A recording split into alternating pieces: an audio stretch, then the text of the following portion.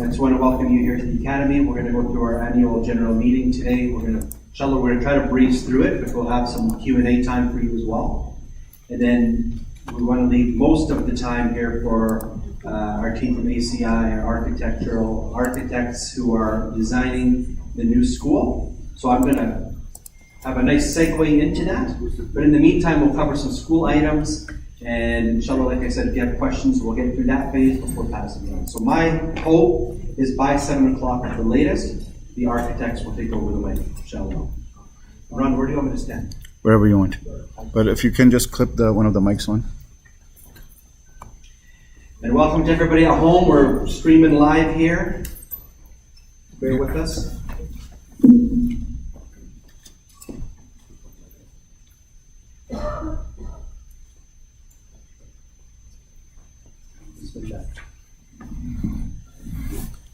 Should we test or are we good to go? We're good to go. Okay. So, quick agenda here. We're gonna go over the governance real quick. We'll have the board give a quick wave so you know who your board of trustees are. Some details about the school. Very quickly about our strategic plan. We're gonna review the budget. Then I want to talk to you about some enrollment challenges that we're having here. The Early Childhood Center, where KG and Grade 1 will be going next year. And a quick policy update, which is relevant to tonight. And then we'll have a Q&A for those who have questions. Okay, so just very quickly, we have, maybe if you just give a wave, we have Khalid Tanabain, our board chair in the back. We have Khalid Ma'allim back there as well. We have Tariq Deep, our treasurer, is here. And we have Dr. Taha, who's our secretary, who's unable to be here with us tonight.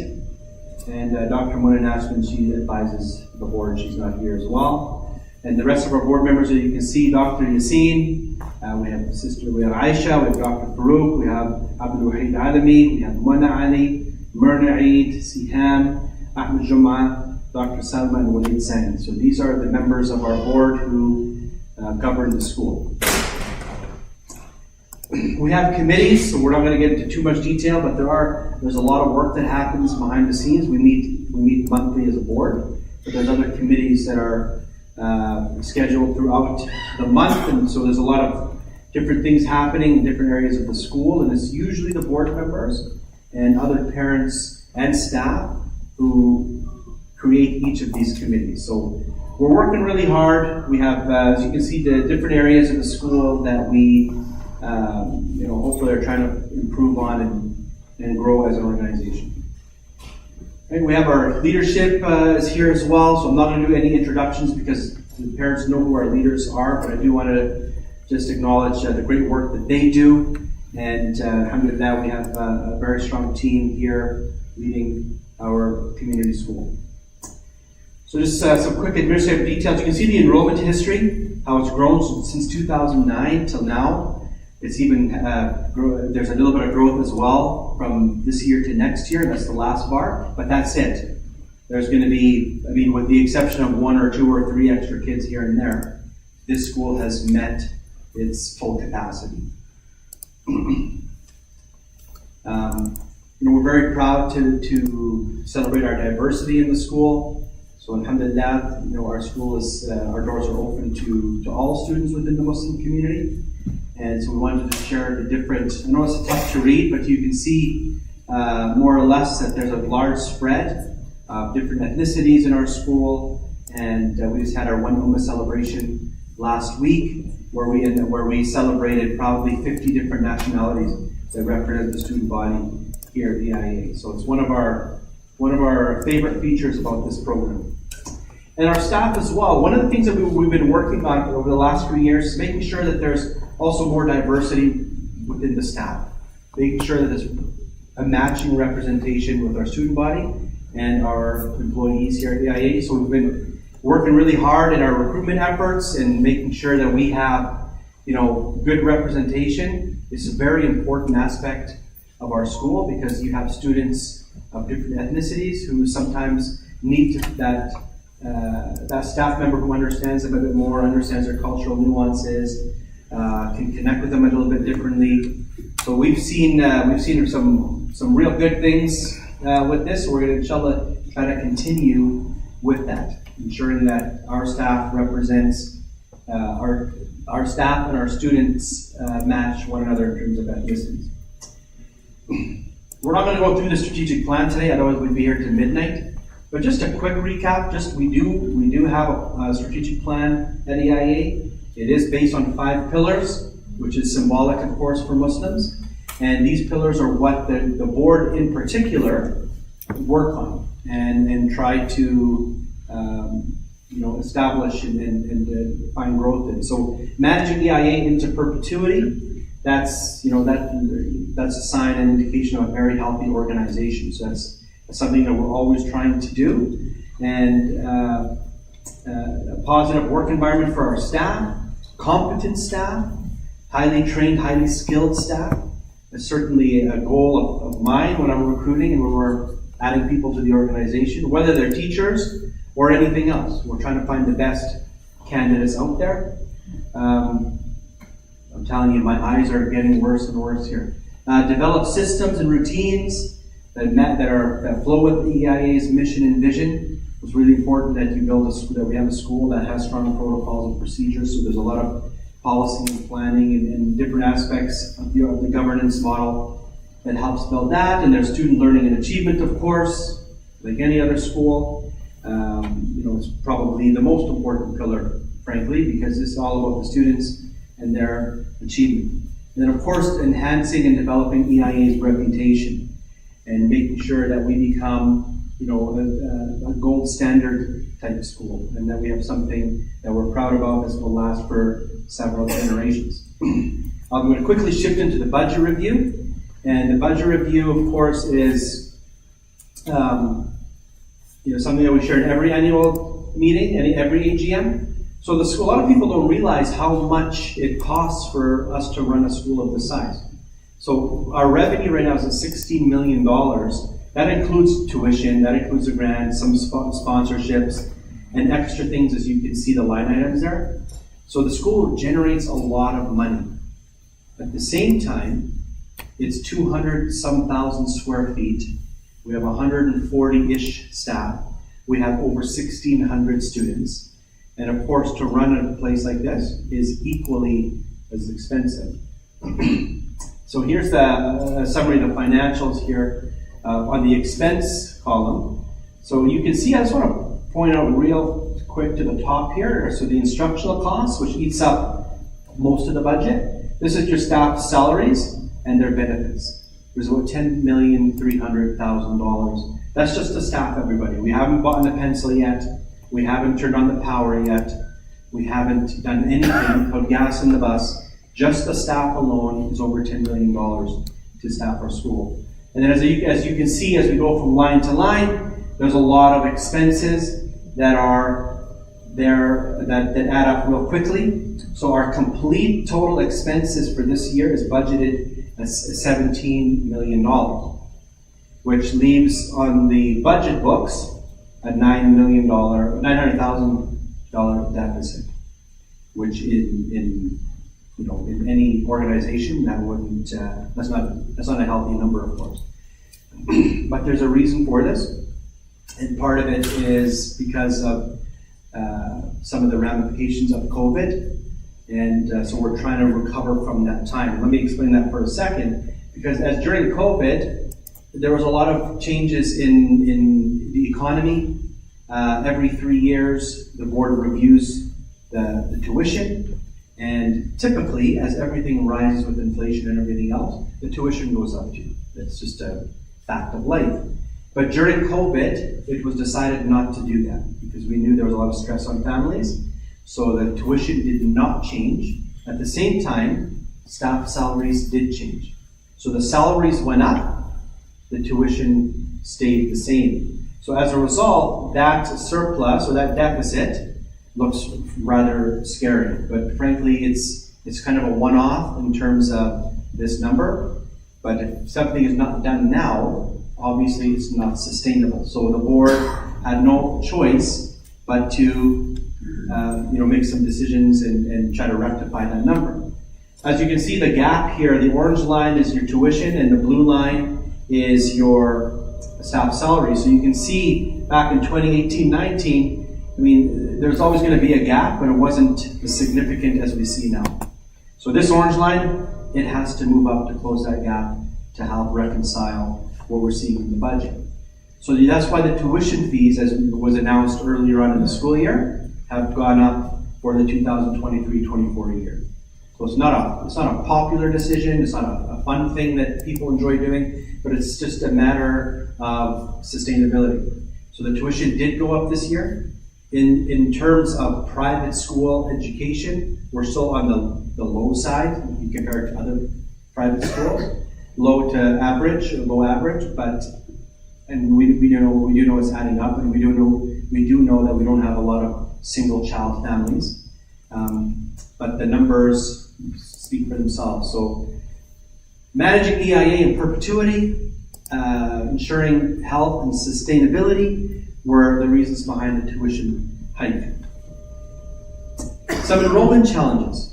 This is probably the second biggest topic today, because I know you want to learn about the new school that we're planning. But enrollment challenges it's real. It's not something we can stick handle around. It's an inevitability at the moment.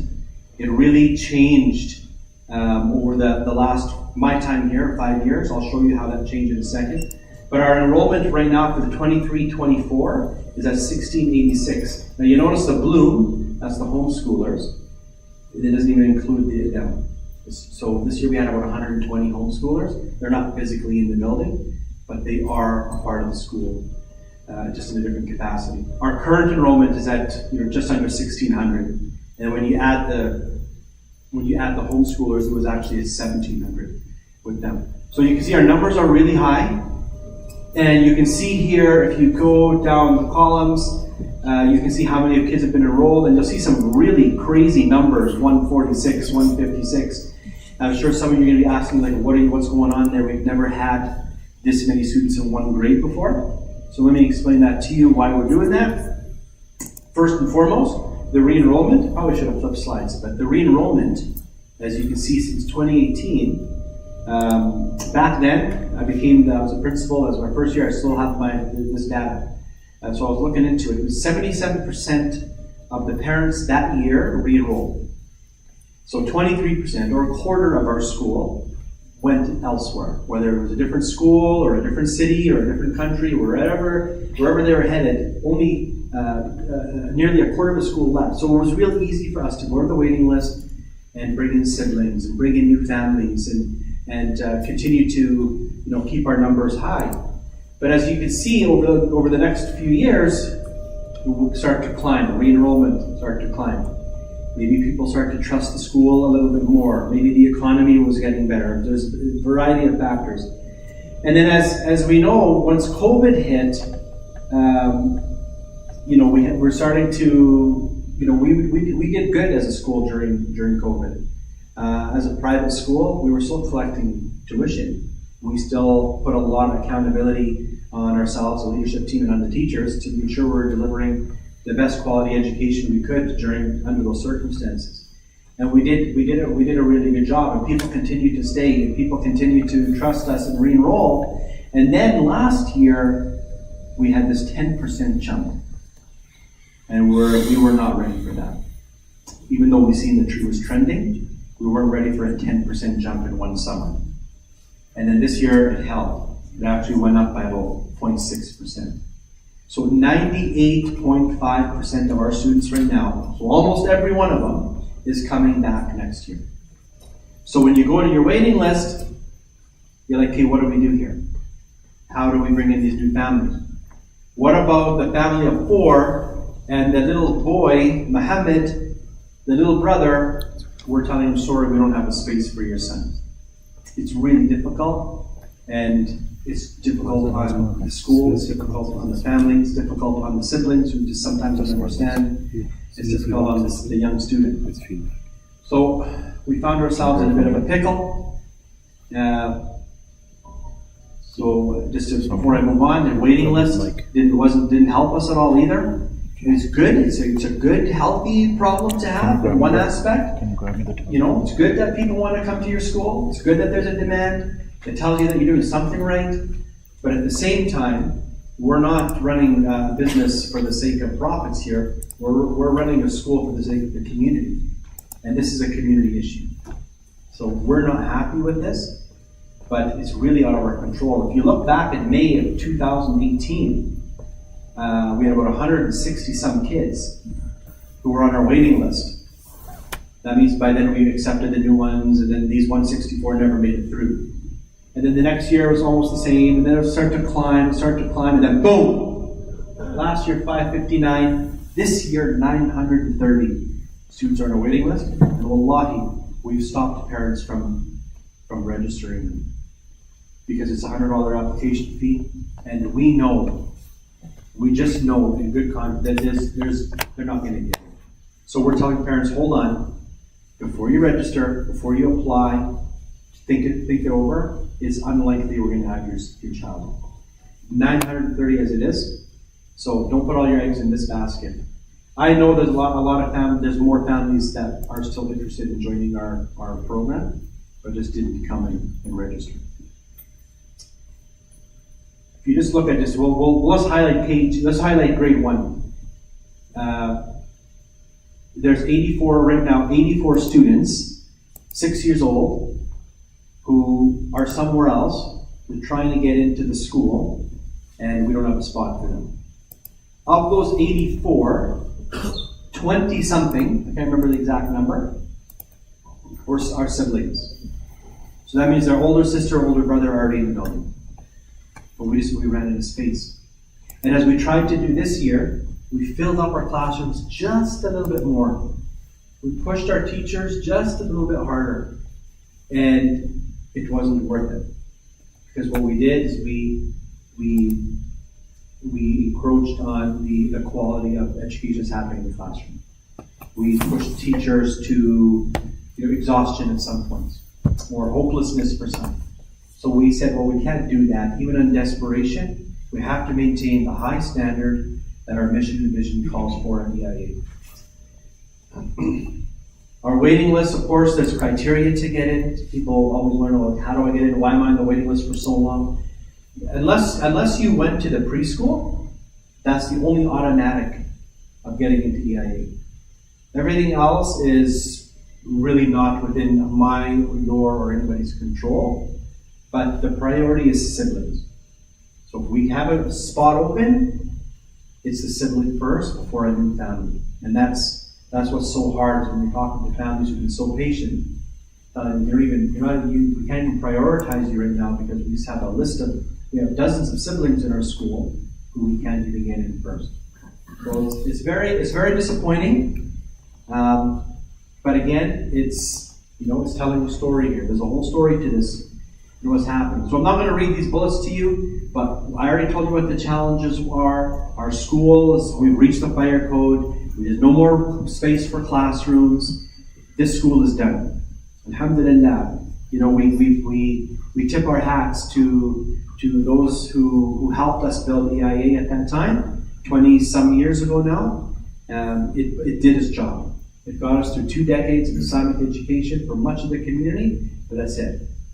It's now time to think of different ways, different angles. Our community got bigger since then, and we just need more Islamic education classrooms. Why is the demand so high? There's a lot of reasons why it's so high. I'm not going to read them all to you, but I think we all know that Islamic education right now is in demand because it's a necessity. I think there was a time maybe it was more of a luxury. Maybe I'm wrong, but we certainly can't debate that now. It's an absolute necessity.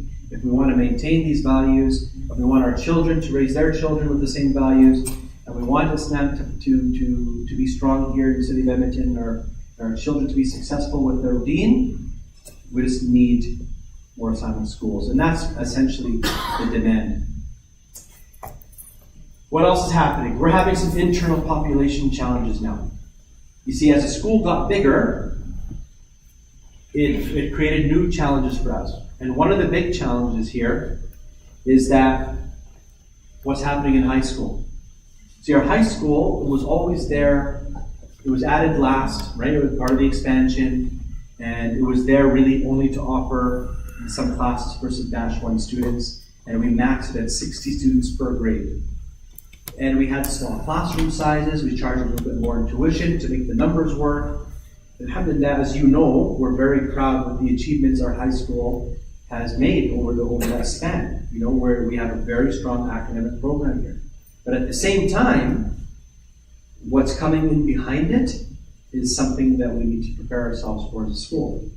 Because when we introduced 1A, B, C, we later on expanded to 1D, and then we expanded to 1E, and then we expanded, then 1E, and then that 1E became 2E, 3E, 4E, 5, you know where they are right now? That 1E class right now is 9E. So there was no E before this current cohort was in grade 9. So we've made it work. But now the E's are coming. And that's 125 students. And we're only designed to accept 60. How do you go to the other 65 and say, sorry, we're on the spot? How do you choose? Who stays, who doesn't stay?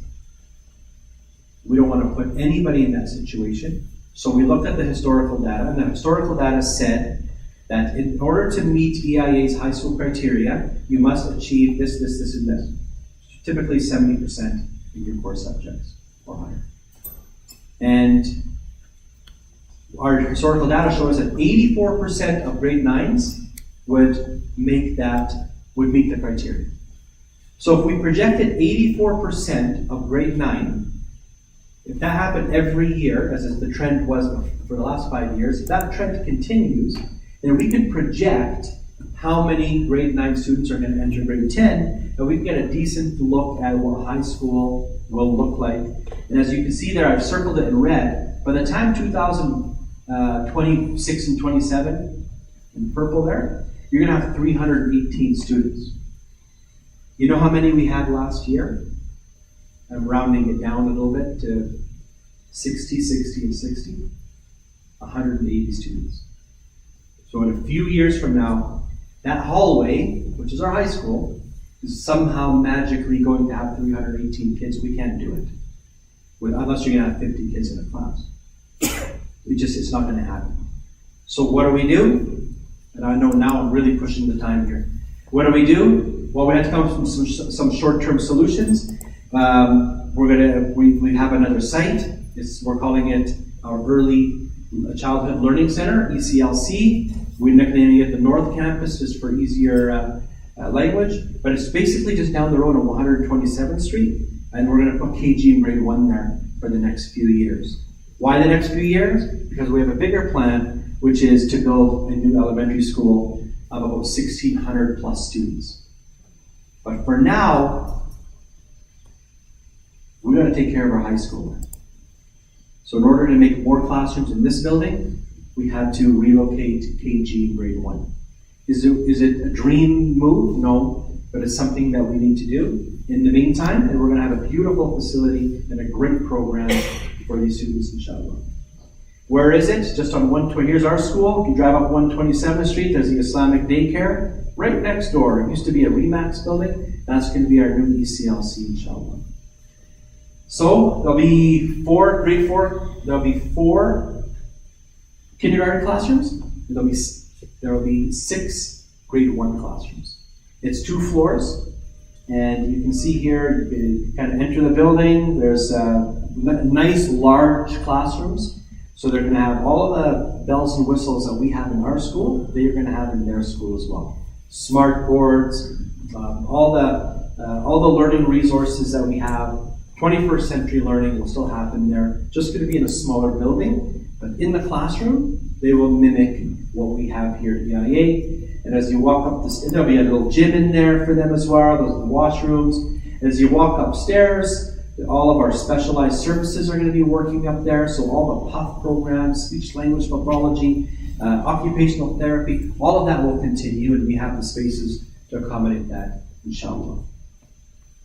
One last, just a quick policy update, and that's way too small, but for our volunteer hours, one thing that we did add this year is that if you attend a halakha, or if you attend any parent community event like this one, we are counting it towards your volunteer hours. So for those of you who are here and are parents, please make sure you sign in. Where did you put that?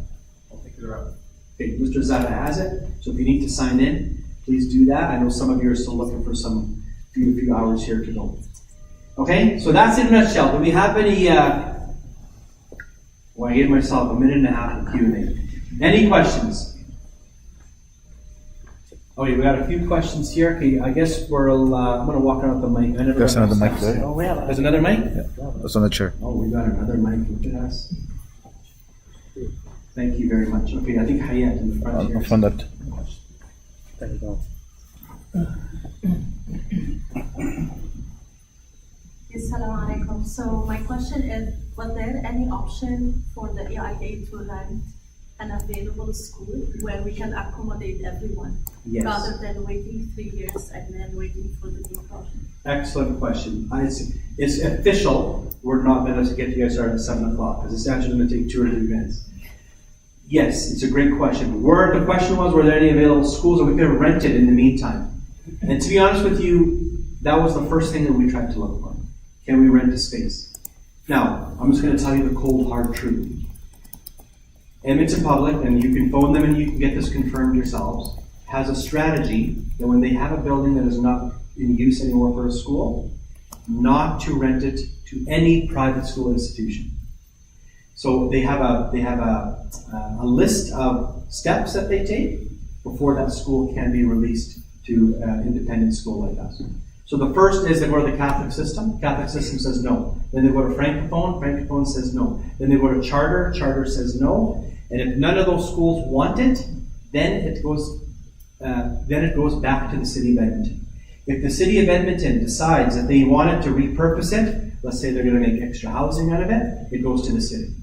If the city of Edmonton decides that we don't have a purpose for it, then it does become open for bid. And that would be an opportunity for an independent school like EIA to go and try to secure that property. But for it to go through that has been really difficult. Edmonton Catholic Schools does not have the same strategy, but they didn't have any inventory available to us. So unfortunately there was nothing there. We also contacted St. Albert just to see, and there was also nothing there for us as well. So the timing didn't work. Maybe in a different year they would have had something. Right now, it's unavailable. Okay, another question? But please put your hands up nice and high, so there you go. Sorry. Did you guys consider, I know someone's going to kill me for saying this, but have you guys considered making ARCA into some classrooms temporarily? Yeah, so we had, in the last AGM, that suggestion was brought up to the Board of Trustees. Another parent said the same thing. And I know it was discussed, and I know that there was discussion around it. But I think because the school, or obviously mosque, I think because they have different properties and different options, that the decision was made to go with that north campus just down the road. But if any board member wants to elaborate on that, you're free to do so. Rahim? Rahim? Yeah. You want to answer that? KT put you on your daydreaming, weren't you? He's the one who said no. Why did we put classrooms in ARCA? Well, first of all, what you're looking at is half of ARCA, and not all of ARCA. We have a high school program that requires a cafeteria and food and all that kind of stuff, so you'll be taken away from that space. And then once you create classrooms in here, you're going to require more space for whatever events that the school is hosting internally for their students. This space, correct me if I'm wrong, Mr. Barouche, is being used all the time for different, you can't walk into the school without a class being in here using it for some sort of different event. So although it is ARCA on the weekends, it is actually utilized for the school throughout the school year. You know, Friday prayers and others, and plus all the other community, non-ARCA related community events that occur here. Yeah. Oh, we've got a hand in the back.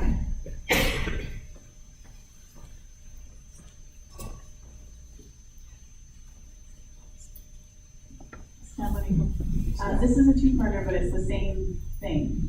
I'm really glad that there's a strategy in place to accommodate all the students who would meet the criteria. for high school, but what are we doing about those who are left behind, that you have had since preschool, kindergarten, but they don't make the cutoff, they're still our kids, and is the Bloom program or some other kind of more structured, online, kind of home-based high school possible for those that don't fit? Yeah, it's a great question. It's one of the difficult parts of being the principal of the school, is being behind some of those decisions. But as I explained, that the facility just can't accommodate everybody coming through, and our criteria does only offer -1 classes. Unfortunately, that's one of the blemishes of EIA, but in the big picture, and I'll come back in a second, in the big picture, when we have our new elementary school, inshallah, that will no longer be an issue anymore, because we will have the space to offer -2, potentially -3, and make this a true community school. That every Muslim student who's come to this school gets to finish in this school. But as it sits today, the reality is just not that. So in the meantime, what do we do? First of all, we do have a good relationship with other public schools within like the north side here. So we do have a good relationship where we can help them transition into that school and provide anything that's required. We have a very good relationship with some online programs as well. One in particular in St. Albert is really close with us, that we can match students to that program if they prefer to go a distant learning or an online or at-home learner. There are a few different models there. But we do have a relationship with that school, the St. Albert Catholic Schools, and they can provide online support as well. And then our Bloom, as you had mentioned, which is our own homeschooling program. We have a phenomenal facilitator, Ms. Tasha, who ensures that the students listed in our Bloom program are getting the proper academic support and a strong educational program.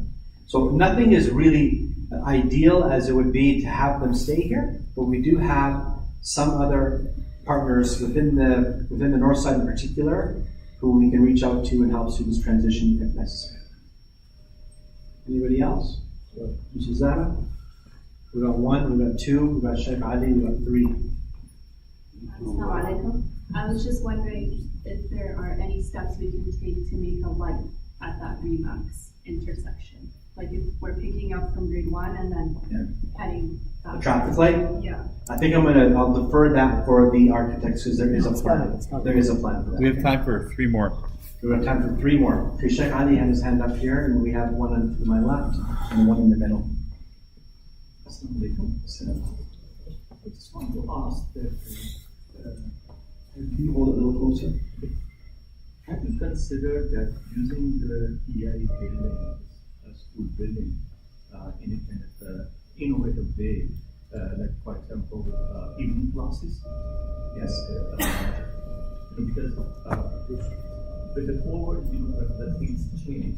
But before COVID, I was in Europe, and that was the everywhere that was the thought that the building is built, going to be used only for 8 to 9 hours, and then the 2/3 of the time is institution vacant, and we also know that there are certain type of students who are not the morning people, they do not do well in the morning time, they do better in the evening times, just.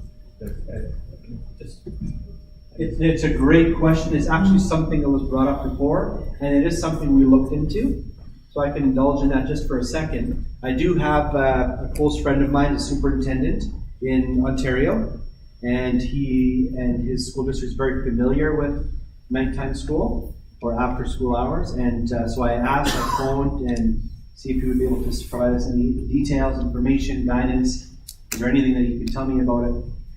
We got some great information from that. We looked into it. We legitimately took a good look at it because we thought it was a very interesting concept.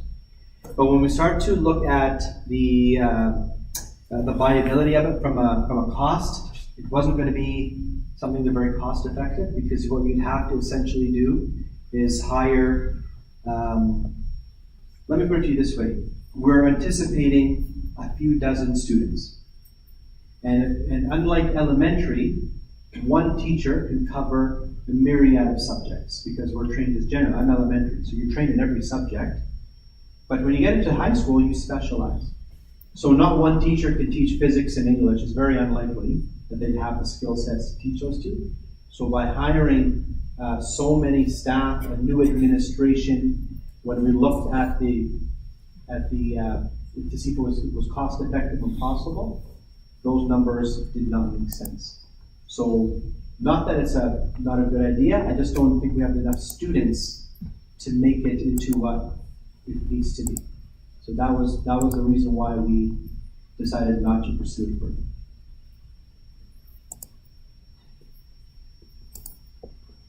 About the homeschooling, you have mentioned that we have over 120 homeschooling. Can you reflect more on that, please? Can I reflect more on 120 homeschoolers? Yeah, how it works, because we hear that. Okay, good question, Sheikh Ali. How does homeschooling work? The beauty about homeschooling, our homeschooling program, is parent-led. So every single parent, and that's the beauty of being in Alberta and having school choice. Every parent decides on the program for their child. So you might have let's say it's a Muslim family who really want to have a program that is developed around learning Quran. So they would design their day for their child to include Quran, and then there's also over 20 outcomes that Alberta Education says they must learn, and they must include those outcomes. A lot of it's numeracy and literacy, but the rest of it, the parent has decided what they want. They meet with our facilitator, who's a certified teacher, Ms. Tasha, and she would help that family put together an education plan that they need to meet. If she approves it, she would sign it off at the end of the year that it's been done, and then that would be submitted to Alberta Education. So that might be the Muslim family. Another family might be really much into athletics, and they want to have something around athletics where their son could play or daughter could play sports during much of the day, and other parts of the day they're focusing on was the academic criteria. So their plan and program is going to look completely different.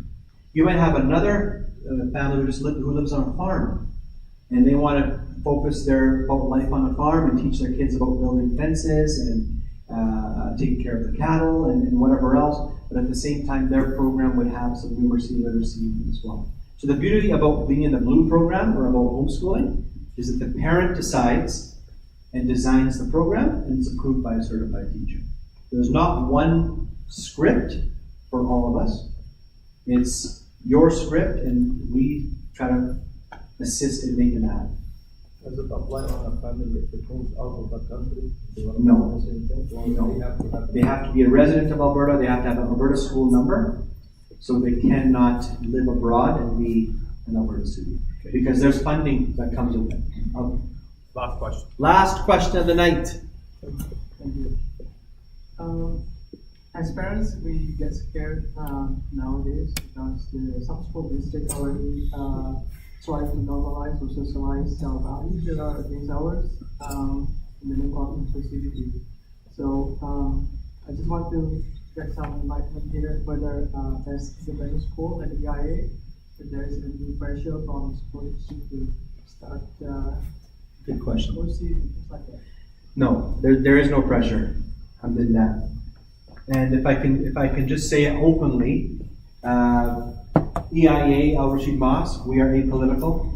We don't belong to or support any one set party at all. But I will state the facts is that the current government is very much pro-independent education, and they're pro-faith-based education. And most importantly, they're pro-parent choice, school choice is what we call it. So the current situation that's happening in, maybe in public schools as an example, is not impacting us here in the EIA. We have full autonomy, and alhamdulillah, we have a government that supports us. We have, we're in a good place. We're also under ASCA, the umbrella of ASCA, which is the Association of Independent Schools here in Alberta, and I think right now EIA is in a good place where parents don't really need to think about that or worry about that. We get to continue teaching our principles and our program the way that we designed the school to do so. Okay? You guys, thank you so much. Jazakumullah khairan. I have an email. I didn't put it up there for some reason. If you have additional questions, please don't hesitate in contacting me directly, any of our leadership team or board members. We're here to help you, we're here to serve you, and I really, really appreciate your attention this evening. I don't want to take any more time because I know we have some guests here who have some very exciting news, and we're going to pass on the mic to Brother Ibrahim Rahimi to introduce them all.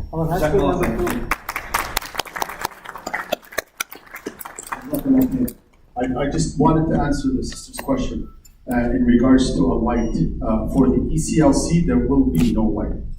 For the future school, there will be a light on 150. I want to make that clear. So the next couple of years, there will be no signalized light there. Who's going to wear the mic? So we have an audience at home as well. So I just need maybe 30 seconds. Yeah. I never intended to introduce it. Are we switching for slides? Yeah. For this part of the presentation, I'd like to welcome ACI and the design team and HoloBlock. There are architects that have been chosen to design the new school and help us manage the construction. We also have a special guest coming in from Ontario, Dr. Tammy Jabir, or Gabin. Jesus, I'm going to let you introduce yourself because I don't want to get this wrong. I wasn't prepared. I want to answer your question. But she's going to be providing us a presentation and an update on the current design of the school and going through the preliminary design from an Islamic point of view. Correct? Yes. Are we doing anything with respect to the programming? No. You'll see. Okay. You'll see. Dr. Tammy. You want to sit in the front? It's up to them if they want to sit. She specifically told me she wants to stand up. Thank you. The rest of the team, they can But the rest of you can sit. Yeah, please. Can you hear me? Try again. Is this working? Yeah. Hello? Yeah. Can you just keep the camera on her? And I'm going to go put nice to the... meet Dr. Tammy Gavin. G with a hard G because of Egyptian. Or Jabber. It's my pleasure to be here tonight. And as I was introduced, I've been brought in as the specialist to help with the design process with respect to Islam. If you don't know me, does the community know me at all? No, probably I not. think so. No? Okay. So I have spent most of my life researching architecture for Islam. I completed my undergraduate work, so a Bachelor of Environmental Studies, Bachelor of Architecture at University of Waterloo, and my thesis was about the design of a mosque because I was never taught how to design it, so I researched it. I went to Cairo, Egypt, did my master's and PhD at Cairo University. I completed my PhD in 2007. I lived in Egypt until 2010, and I moved back to Canada. I now teach. I helped found a new school of architecture, and I am the director of the McEwen School of Architecture at Orange University. We are celebrating 10 years this fall, so I helped create a school from scratch. I can empathize with you, and I know what it's like to create a school and watch it grow, and because I administer it, I can empathize with a lot of the struggles that you were sharing here today. So this is what I do. Small but big thing. So my life work has been this. In 2015, I applied and got a grant from the Canadian government to study the history of mosques in Canada. Nothing had been done about this before. I visited 90 mosques from Newfoundland to Inuvik and Iqaluit. I came here first because Al Rashid, and then I went out west. So the book came out just last year, documenting the 90 mosques in 53 cities, and there's photographs and studies of this mosque. Historic Al Rashid, the new Al Rashid, the Islamic Academy are in the book. But it's this book that led me to this committee, and I'm happy to share some insights and thoughts about the process. The design of a building is a really important thing, right? And I can't underestimate how important the design of a building is and the process of it. And in thinking about what the approach for the design of the project, this community building would be, I went through quite a bit of thinking process with the team and with what I had learned from this project and what I had learned from my research and of course my teaching. So I'd like to call this, yeah, it's okay. So I'd like to call this Paradise Present in Islam, and the theme that we're looking at is this idea of Jannah or paradise. So if you'll indulge me for a little bit, I would like to talk about paradise in Islam. Now, this may be obvious to everyone here, and this may be a repetition of things you know, but indulge me for a little bit. as I frame it in terms of architecture. And then I lead up to the theme of the design of the project. Is this a PowerPoint? This is a slideshow. No, this is a PDF. PDF. Is that clearly going to work on a It PDF? should, with the arrow, it should work. No? No, what can you? I'll go sit there.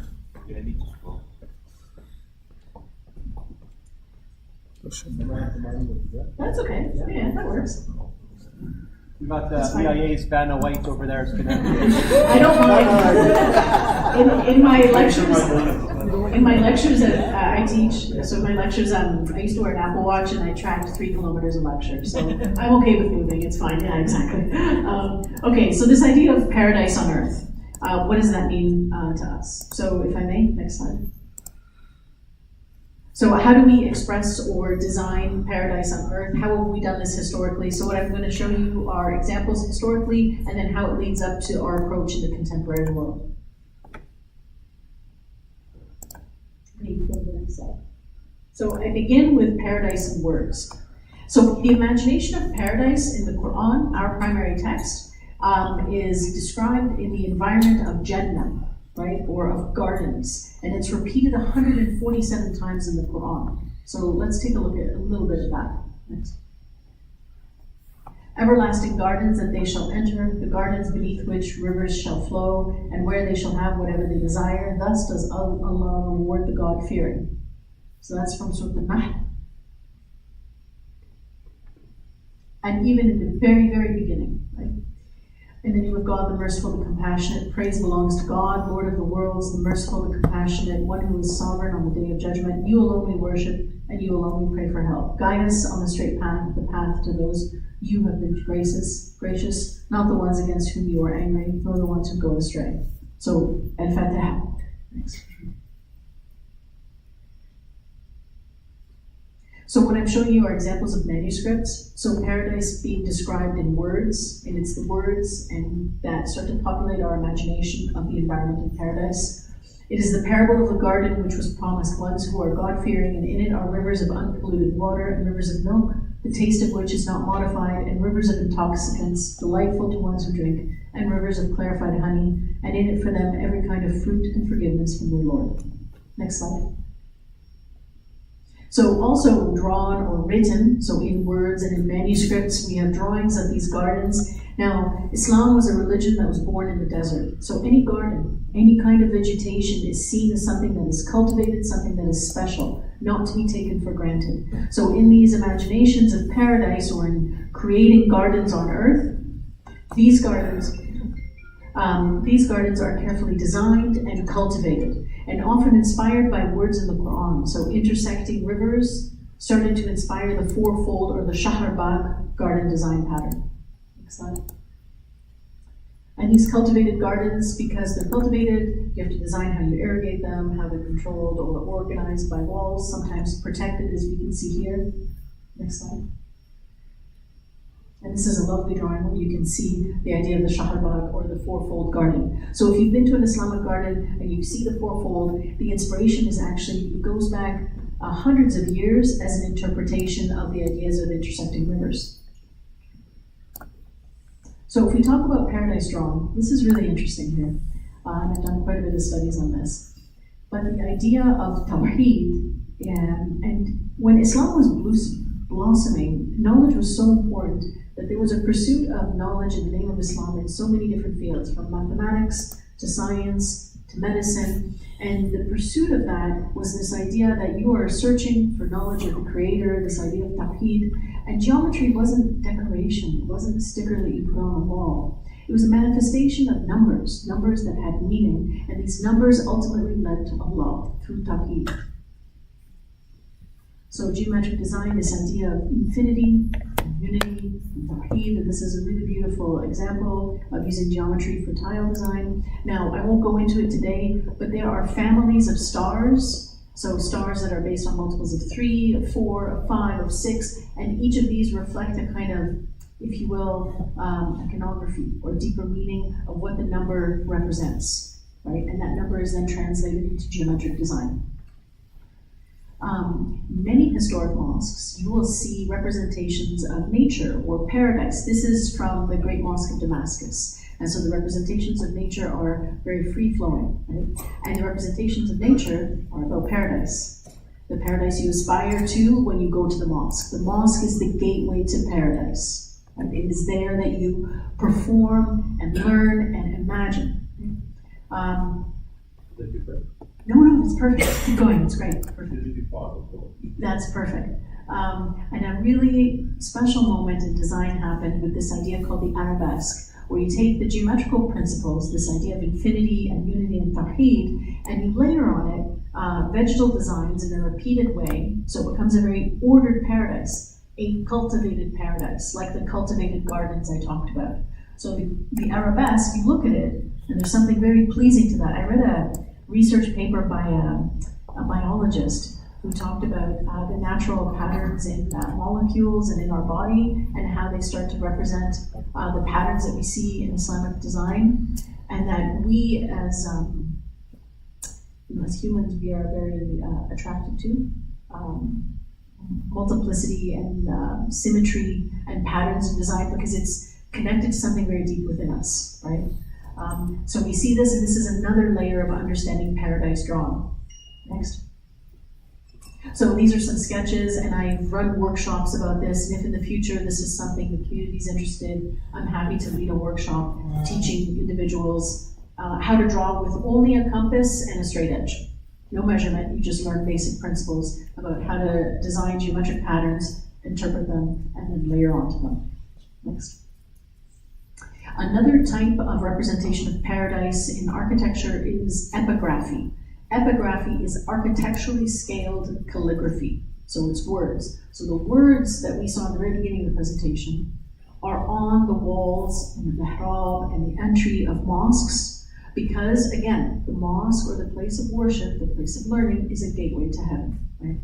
And so we see that epigraphy plays a very important role in manifesting paradise in architecture. Next slide. And I can get into all the styles of epigraphy, but that's not for tonight. It's another night.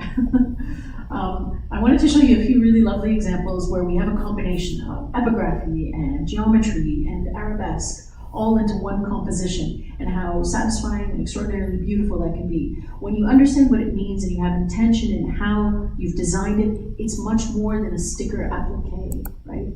And I want to spend the time thinking about how we approach this. Thanks. And then again, the combination of geometric, arabesque, and epigraphy combined here. Thanks. Now, this is where it gets really fun in history. So we've drawn it in 2 dimensions, and you carve it. When you carve something, it starts to have 3 dimensions. But what happens when you start to make it architectural and you translate these forms in 3 dimensions? We start to see the recessing and the carving coming out a bit more. Next slide. But then this actually became the architectural solution to problems by turning it truly in 3 forms. So in the study of this field, we call these muqarnasat, right, or stalactites. And so that's the corner pieces. So translating, how do you carry a dome on a square? Well, you do that with stalactites or muqarnasat. And so that's the 3-dimensional understanding of some of the geometric principles that have been studied. Next. And that's when you turn the whole thing into muqarnasat. And it becomes almost, I've been in this space, and you look up, and I draw the spaces I visit, and it's really hard to understand this. Most spaces I can understand exactly how it works, but this almost seemed like it dissolved. And there was a real incredible moment of contemplation in trying to understand the space. So you may recognize these images. These are actually, some of these images are not from the mosque. These are from the Alhambra complex in Spain, which is seen as, this extraordinary moment in history. After 700 years of Muslim rule in Spain, there was a real kind of development of the different arts that came together to make the architecture. But we see, even in this palace, we see the waters that run through, right? The rivers that run through. Next slide. So I'll just show you a few more images. Next. And there's a nice up close of what the muqarnasat look like. So very quickly, this idea of paradise woman, right? Almost all of us have had a prayer rug that we roll up and we carry with us wherever we are. Now, sometimes we don't. I spend a lot of time thinking about the carpets that I pray on, and I spend a lot of time looking at them. So I've spent some time researching them. Now, these carpets, where they're woven, tells you the entire story. The colors, the materials, the patterns can tell you the city, the century, maybe even the village where it was made. Okay, so we know that. But what's being represented on the carpets, and what is the carpet doing? When you roll it out, you're praying into it, and it becomes a physical and metaphysical portal to Mecca. You're orienting yourself, and you're praying into it. In a lot of the carpets, there's an architectural element that looks like an arch or a mihrab that you're praying into. In a lot of them, there's vegetation, and that vegetation will be a reference from where the carpet came from. So if it came from Iran, it will have pomegranates, and if it came from Egypt, there will be lotus flowers, right? And so when you take that carpet with you, and imagine, you're somewhere where there's not a lot of vegetation, and you roll out the carpet to pray on, what you're rolling out is an imagination of paradise, your intention to pray, but it's also a bit of nostalgia for where you come from. And that paradise is interpreted. And I think that's the thing we sometimes forget. And in all the different places Islam has touched, this idea of paradise has been populated by the vegetation of where Islam was. Okay, next slide. So I'll show you a few carpets very quickly, but there's one I really want to focus on. Okay, so this is a lovely medallion carpet from Anatolia, 1400s. This is the wheel carpet from Spain, also in the 1400s. Next. Ottoman court carpet, 1500s. This is an extraordinary carpet from Iran. Next. This is a prayer rug with columns from Istanbul. Next. And it's here I want to stop for a second. I would like to quote in English translation from the chapter of light. God is the light of the heavens and the earth. The parable of his light is as a niche in which there is a lamp. The lamp is in a glass. The glass is as if it had been a glittering star, kindled from the blessed olive tree, neither eastern nor western, whose oil is about to illuminate, although no fire touches it. Light on light. God guides his light to whom he wills. So it is a direct interpretation of this passage is what we see here on the rug. That these rugs, all of the material arts that Islam was a part of, are expressions of Islam. And we sometimes forget that. And I want us to imagine this cosmology where it occupies everything. Next. This carpet, well, also one of my favorites, because if you look at it, next slide, so it's from Jaipur, it's actually a floor plan of a garden. So you're praying into an actual design of a garden. It's really lovely. Next. So let's get a little bit more literal and think about paradise planted, everlasting gardens that they shall enter, the gardens beneath which rivers shall flow, and from which they shall have wherever they desire. Thus does Allah reward the God-fearing. Okay, next. So I mentioned the idea of the Shahrbagh, or the fourfold garden, very common in Islamic gardens. You may recognize this. This is from the Taj Mahal. The Taj Mahal isn't just a tomb. That's what we all know is that white building that's a tomb. In front of it are gardens, and actually right across from it is a mosque. Okay? So when you go to this space, it isn't just the one building. It's a set of buildings with a huge outdoor space occupied that you walk through. Right? So that's what we all know. Next slide. And these are really lovely drawings that tell you that making a garden isn't just planting trees, but it's a kind of a systematic design of infrastructure and water. Next. Keep going. More surface elaboration. There are many passages from the Quran written on the buildings. Next. And this is the mosque that it looks onto right across from the Taj Mahal is this mosque. But you can see the gardens laid out and how the people spend the majority of their time occupying these gardens. Okay? If we go a little bit west, we're going to go all the way to Spain. Next. Very brief history because often when I tell my students they don't know, but Islam was in Spain for over 700 years. And it was a result of really interesting moments in Islamic history. Abd al-Rahman ibn Muawiyah ibn Hashim ibn Abd al-Malik ibn Marwan was born an Umayyad emir, but there was the massacre of the Umayyads in 750 in Damascus by the Abbasids. He escaped, went all the way across the Mediterranean to Spain, and within 5 years becomes the emir of Cordoba after winning a battle at the age of 21. So he goes into exile, leaves his home in Syria, goes all the way to Spain, and essentially founds a whole new empire of Islam. Thanks. This quote is from Abdul Rahman, and it's quoted in Ibn Hayym, Tarikh Fukhana al-Qurduba. In the midst of Rusafa has appeared to us a palm tree in a western land far from home of palm trees. So I said, this resembles me, for I also live in distant exile and am separated by a great distance from my children and my family. Thou hast grown up in a foreign land, and we are both exiled and far from home. So he's speaking to a tree. And we know that the Muslims, when they came to Spain, they brought with them a variety of trees, palms, oranges, all kinds of special vegetation, and brought with them the architectural design approach. So the Great Mosque of Cordoba started off on the far right, a small building, a very large courtyard. It kept getting enlarged over and over again, but what stayed consistent is the large courtyard, and we're going to come back and talk about that courtyard in a second. But in order to build a mosque that quickly, that big, with over 700 columns, next slide. So these columns were recycled or repurposed from other buildings, pre-Islamic buildings, and then put together with these very innovative arches. Next. This is the mihrab, decorated in the typical Umayyad style by craftspeople that came all the way from Syria. Next. But let's go back to the garden, in the courtyard. In the courtyard of a mosque, perfectly planted on a grid, just like the grid of the columns, was a grid of citrus trees. Next. So if you know a little bit about the history of the Great Mosque of Cordoba, later on it was converted into a cathedral. There's a cathedral inserted into it, but still I want to focus on this courtyard. This courtyard with its grid of trees that persist are an extension of the mosque.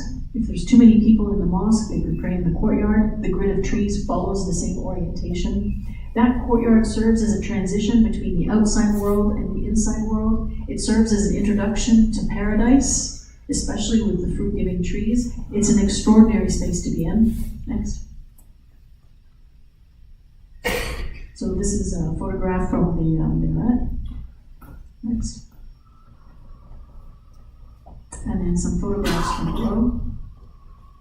So these photographs are a mixture of my own, and because I've taught this, my students have gone on to visit these places and they share with me new photographs. So one of my students gave me these recently. I really love, sorry, can you go back?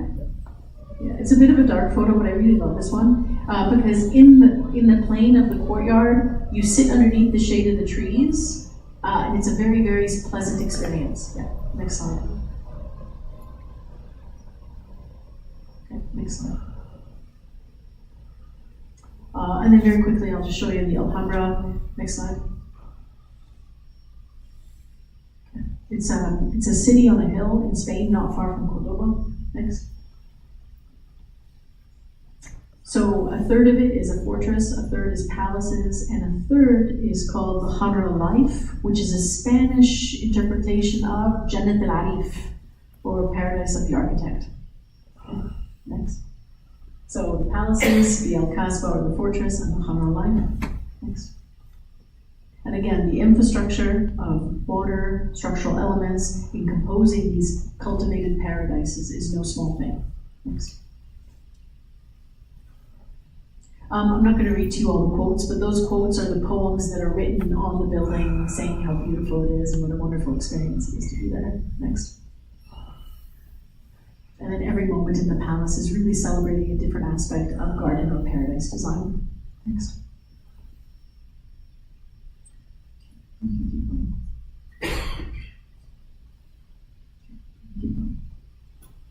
So I want to, keep going. I just want to look at the Khamr al-Laif for a little bit. So this is the gardens or Jannat al-Arif. Next. And it's hard to see it when looking from afar, but let's look at it from within. Next. So you can see that there's these really incredible immersive moments of local plants, cultivated and created into a terrestrial paradise. Next. Okay. So I want to talk about paradise through knowledge. And this is something we are all very familiar with here teaching. To me, it is my life mission. The best worship is the pursuit of knowledge. Pursuit of knowledge is superior to prayer, fasting, pilgrimage, and jihad, or the struggle for the sake of God, if and when it is done for the sake of God alone. So this is a hadith in Ibn Abdullah. Next. The ink of the scholar is holier than the blood of the martyr. Again, this is a hadith quoted in Muslim and Bukhari. Next. Also in Muslim and Bukhari. Acquire knowledge, for he who acquires it in the way of Allah performs an act of piety. He who speaks it praises the Lord. He who seeks it adores Allah. He who dispenses instruction in it bestows alms. And he who imparts it to others performs an act of devotion to Allah. Next. Also in Muslim and Bukhari. Knowledge enables its possessors to distinguish between right from wrong. It lights the way to heaven. It is our friend in the desert, our society in solitude, our companion when bereft of friends. It guides us to happiness, it sustains us in misery, it is our ornament in the company of friends, and an armor against enemies. Thanks. All knowledge of the world became a mirror of the Creator. So very quickly, I'm going to go through these slides quickly, but I want to show you how important, and maybe you all know this already, the pursuit of knowledge was to Islam. And because Islam pursued the knowledge I'm about to show you, it changed the world forever. Maybe it doesn't get the credit it deserves, but what they call the Renaissance in the West is entirely credited to what I'm about to show you. Next. So even in the height of the Renaissance, they knew. So here, keep going. So on the Raphael painted this on the back wall of the Vatican, and if you look up close, Abu Walid Muhammad bin Ahmad bin Rushd, or Ibn Rushd, or as he was called, Averroes, is included in that painting. He was born in Cordoba, died in Marrakesh. It is thanks to Ibn Rushd, right, that we have the reconciliation of faith and philosophy. No one had done this before him, right? It's also thanks to Ibn Rushd that we have Aristotle, because all records of Aristotle had been burned in the Library of Alexandria, but the translation through Ibn Rushd exists today. Next. So in the West, Ibn Rushd or Averroes occupied a huge sphere of philosophy for hundreds and hundreds of years. Next.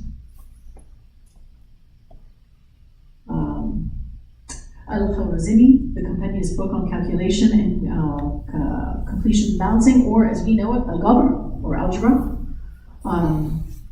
830, next.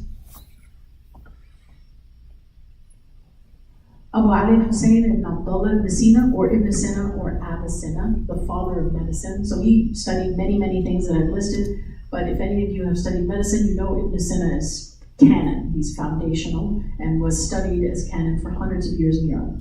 Yes. Ibn Haytham al-Hazm, sorry, could you slide up for just a little bit there? Al-Hazm, father of optics, the study of eye, optics. He manufactured glasses hundreds of years before they approached in Europe. Francis Bacon reads a translation of this, makes glasses, sometimes acknowledges him, sometimes doesn't. But again, another moment of knowledge and the pursuit of knowledge. Next.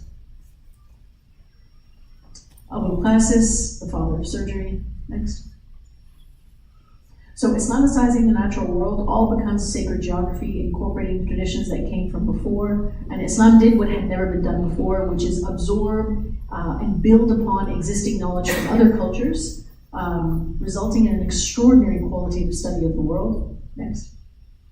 Some of the very first accurate cartographic maps of the Mediterranean. If you look at that upside down, you'll recognize it, right? So looking up, we're looking at Africa upside down, right? You can see the outline of Europe and Saudi Arabia there. So the first very accurate maps created by Al-Idrisi.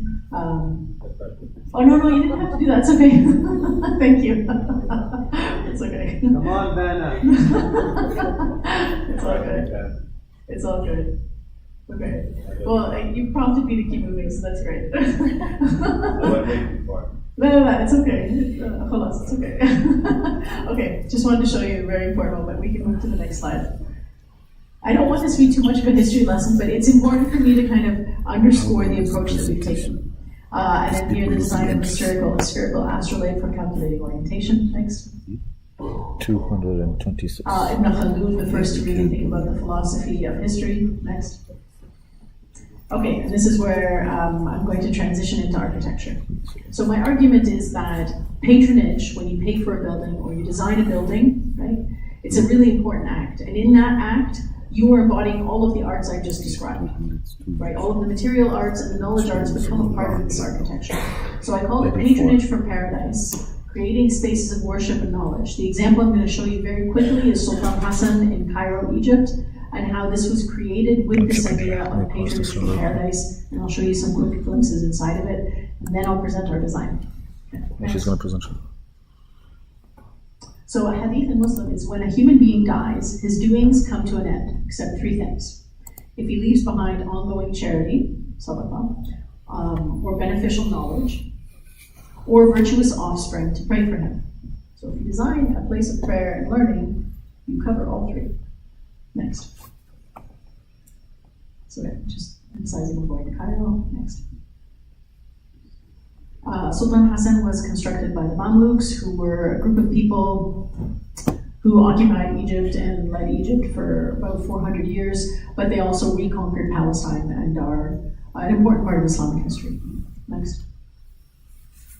So Madrasa and Friday Mosque of Sultan Hassan, this is a unique building in that it functions as a school and as a mosque.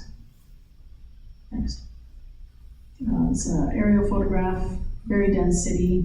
You can see Sultan Hassan right there, that big bulk with the courtyard. Next. You can zoom in, keep going. So there's the floor plan very quickly, and I'm going to walk you through the floor plan very quickly and give you an idea of what the intentions were. We're looking at a building that was built in the 1300s. Is that okay? Oh, that's amazing, thank you. Oh, that's awesome, thank you. So a building that was built in the 1300s and the intentions behind teaching and making this a place of worship. Next. So let's walk through it. So I used to give this lecture, like I'd take a whole day to give this lecture to my students in Cairo, and then I left Cairo and I had no photos. So I emailed one of my students who I used to teach, and he took 300 photographs. I'm not showing you all 300, but in the exact order of my lecture. So I'm happy to just kind of walk you through a few of these. So we're going to approach the building from the outside. Right off the bat, we see the entrance is bent. Let's get closer. Next slide. So there's something special about the entrance. It's a little bit elevated, and there's a deep niche inside of it. Next. Okay. And we can see in that niche some important elements like the Muqaddasa, like the epigraphy, like the geometry that we've talked about. Next. Next. So in the text of the building, as you enter the building, is the ayah from the chapter on light about God is the light of heavens and earth. That's intentional. As you cross the threshold of this madrasa, there is an ayah describing paradise. This place is a gateway to heaven, literally and metaphorically. Next.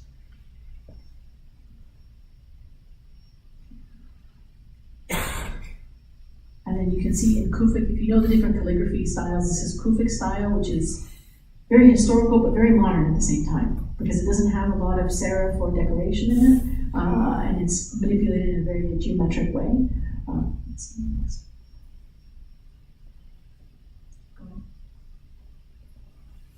Okay, so you walk through a dark bent entrance, and the intention of the bent entrance is you're reorienting yourself. The walls are very thick. You're separating yourself from the loud, noisy Cairo, and your senses are being dulled by the environment, and you only know how to move with openings above you with gusts of light. Next. Okay, keep going. You can keep going. I'm just walking through the building very quickly. Yeah, and so those are some of the moments where the light is coming in to reorient you. So already everything is quieted from the outside world. Next. Next. And then you approach the courtyard. Next. So the courtyard is shocking. Because the environment of the courtyard, you don't hear the environment that's outside. And what you hear is the water in the fountain and the birds and the quiet contemplation in this space. Next. So in the center of the courtyard is this place for wudu, and you'll see that's in an octagonal pattern. That's not an accident, that's intentional. The 8-point geometry is important. Next. And it is a reference to Ayat al-Kursi, or the throne verse, right? The Arsh, or the throne of God supported by 8 angels. Next. And that passage is written on the dome of the place of wudu, and the place of wudu is seen as a place of transition between preparing for prayer. Next. Next. And even in the patterns in the courtyard is Paradise Garden, designed in marble. Next.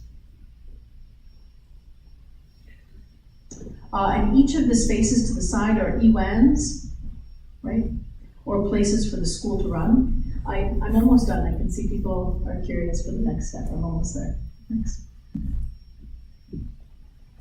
And then behind each UN would be the accommodation for the students. So there are 4 stories of accommodation for students, and that's not immediately visible from the courtyard. Next. Yeah. So when you section the building, you'll notice that's the UN, but beside it are 4 levels of student accommodation. Okay. Next. Keep going. Okay. Okay. So this is the main UN oriented towards Mecca, and in it you have the most elaboration. The mihrab has a lot of decoration in it, as does the minbar, and then there's epigraphy or text, but there's also these. Okay, next. And these hanging lamps, and the passage written on the lamps is the passage from the Quran. God is the light of the heavens and the earth. Next.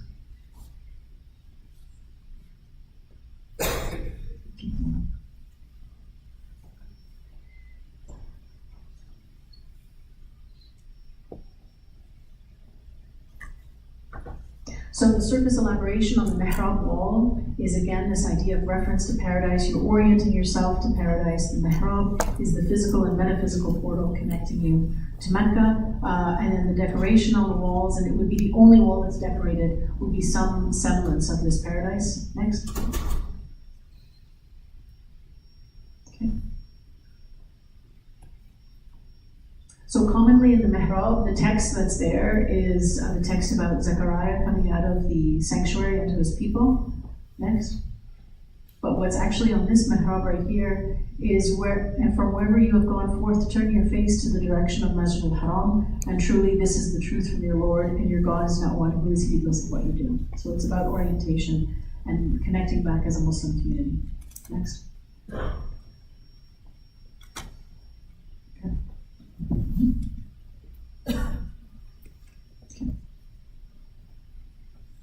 So throughout the mosque and the madrasa, the 8-fold geometry is the family of geometry used for the carpets, for the doors, for the mihrab, for the minbar, for the architecture. It's what ties the whole project together. You can look at another project and the star family would be 5-star or 6-star, but in this case it's the 8. Next. Keep going.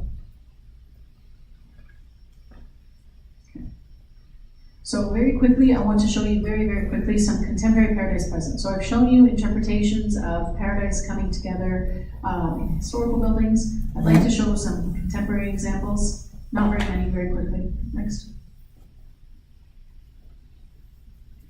Because this is what I do, and I visit buildings all the time and I study them, I was really lucky a few years ago when I went to one building, and part of the surface elaboration was keeping alive traditions that were being lost. So this man and his son from Azerbaijan were flown in to carve this entire wall.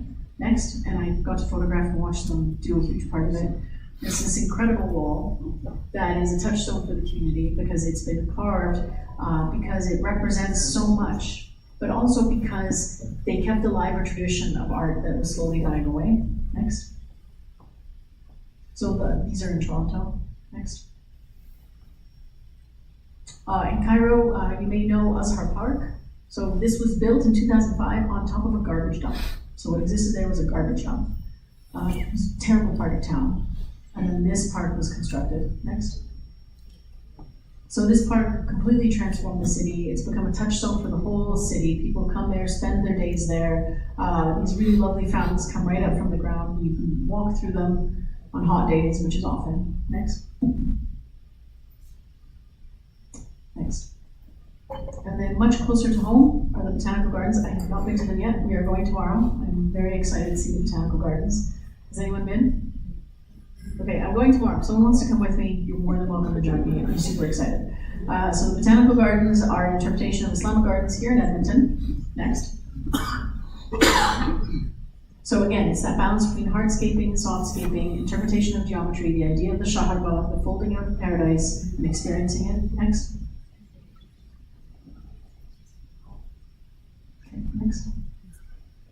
So in my study of mosques in Canada, only 2 mosques designed a garden. A couple of others had really lovely landscaping around them. This is one of them. When Prince George was constructed, it was near a very large escarpment. Next. And so this idea, and you can see local wood, local materials. Next. But here in the mihrab, instead of carving a pattern of paradise, we have a transparent window open to paradise, one that changes throughout the seasons, one that is directly from the region, and it becomes a very local interpretation of that. Next. So this is one of the 2 that had gardens designed in front of it, and these gardens become really important spaces for members of all communities to come and spend time there. Really important social spaces. Next. And these are the Islamic Gardens in Toronto. I was just there last weekend. They're extraordinary. I think there's like 50 different species of local plants there. Next.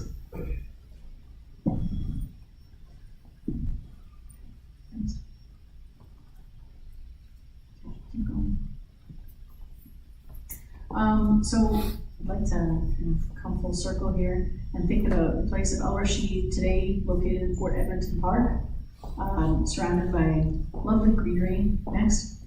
And when I visited your community in 2015, when I first started the project, I was really happy to visit the new Al Rashid Mosque. And I don't know who it was in the community, but someone has spent quite a bit of time landscaping around here and bringing in beautiful pots of flowers and shrubs all around. And I have to tell you, it makes a huge difference. You know this already, but that transition from the outside world to the inside world, and having that plant really shifts the mental state as you're going, even when it's smaller gestures, but imagine it on a larger scale. Okay, so let's talk about our project. As you've probably guessed, the theme for the design is going to be paradise. Paradise and pedagogy. So teaching with paradise in mind. Our site, next.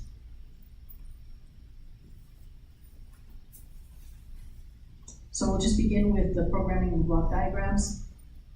And these, I believe you'll be familiar with. So learning community, and then we'll have a hub, right? We're going to call this a pedagogical hub. Next. One of the very first design moves we did, which is something that I haven't seen in any of the mosques I studied or the schools, is orienting the classrooms and the entire building to Mecca, allowing the transition to prayer to be very natural, intuitive, and ingrained into the design of the spaces. Next. And we can see that there are these really nice moments that we're going to be talking about. You can keep going, next slide. With the idea of Paradise Garden. So we can surround the project with Paradise Garden. Next. Have Paradise Garden visible from the windows. Okay.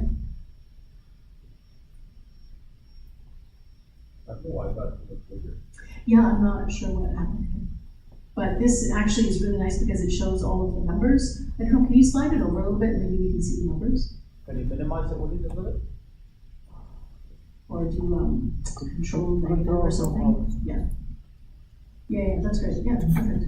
Yeah, so that shows the basic stats here.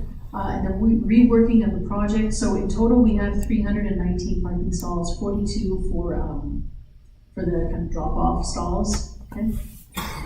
And that's surrounding here, but again, let's get back to the school and this idea of the Paradise Garden around it. Next. These are some of the sun studies which we will continue to develop. Next.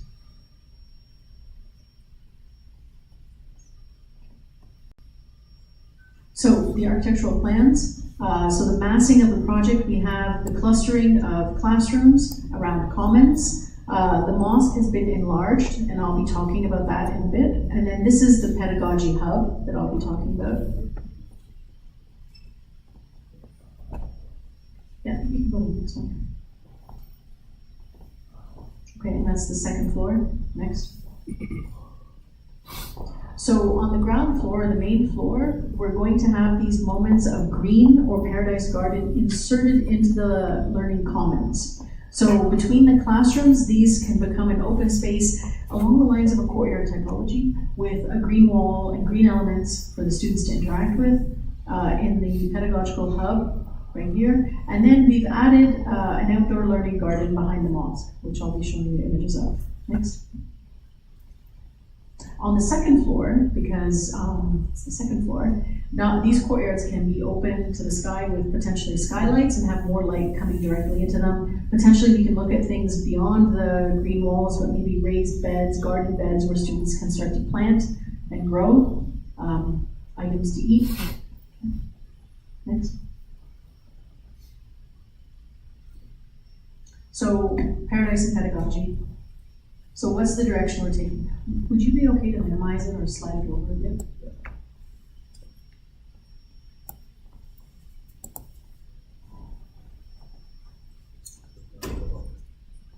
Yeah, okay, yeah, we'll get there.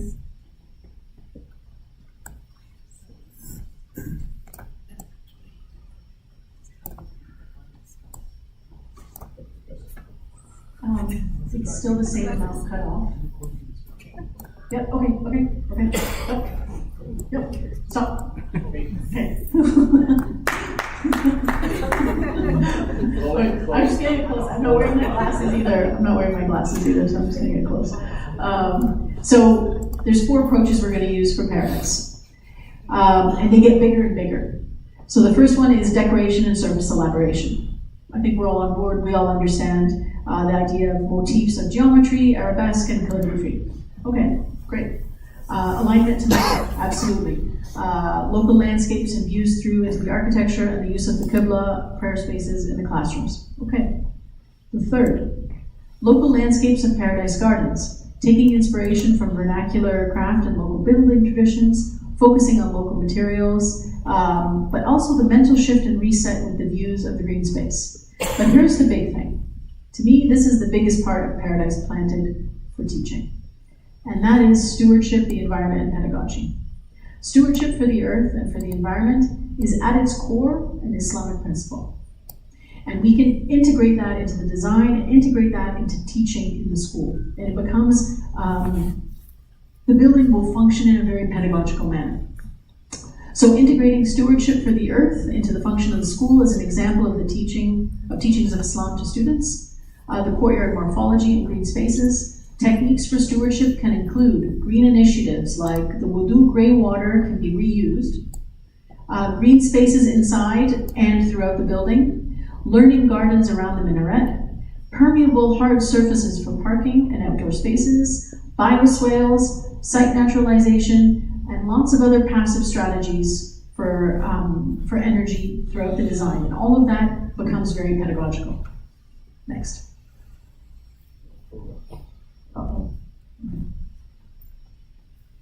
So again, this idea of the mihrab opening up onto landscape, Canadian paradise. Next.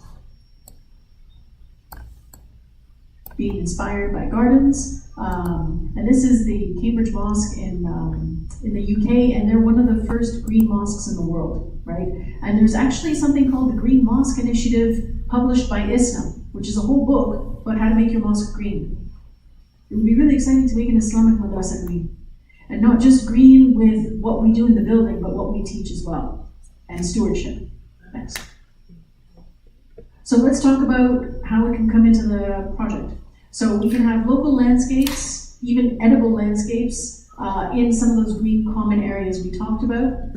Local flora and fauna, food growth and sustainability, education through stewardship, rainwater and grey water collection, courtyard morphologies similar to learning communities. Okay, next. The collection of grey water, so these are the three main places for doing wudu. So collecting, and in wudu it's just water, there's no soap in it, there's nothing, right? So why not collect that? And there's already systems in place that have been defined, and use that to start watering some of the landscape around. Next. So this is interesting. Maybe not everyone will be on board with this, but I want to share it with you. Is using permeable pavers. So this building will be surrounded by many parking spots. And that first moment you step out of the car, you are touching the space of the campus. Asphalt doesn't react so well. Well, there's a lot of issues with asphalt, and you can do an asphalt parking lot if you really want to. But it doesn't react so well to movements in the earth as it moves every year and maybe cracks and repair. There's that. But permeable pavers are really interesting. You can do them in this pattern or in this pattern. It allows for green to grow between them, allows for movement, but from that first moment that you touch the campus, there's something different about the campus. And it's being designed in a whole different approach. Okay.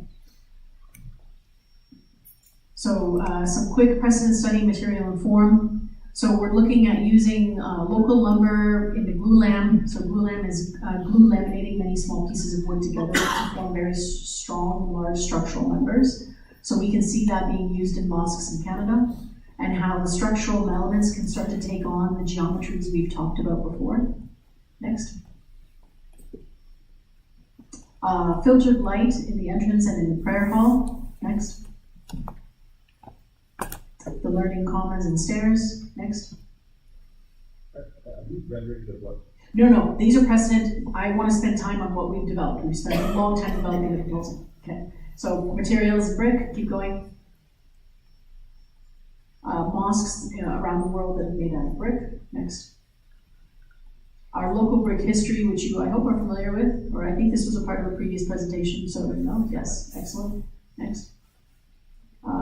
This idea of a round common space. Next.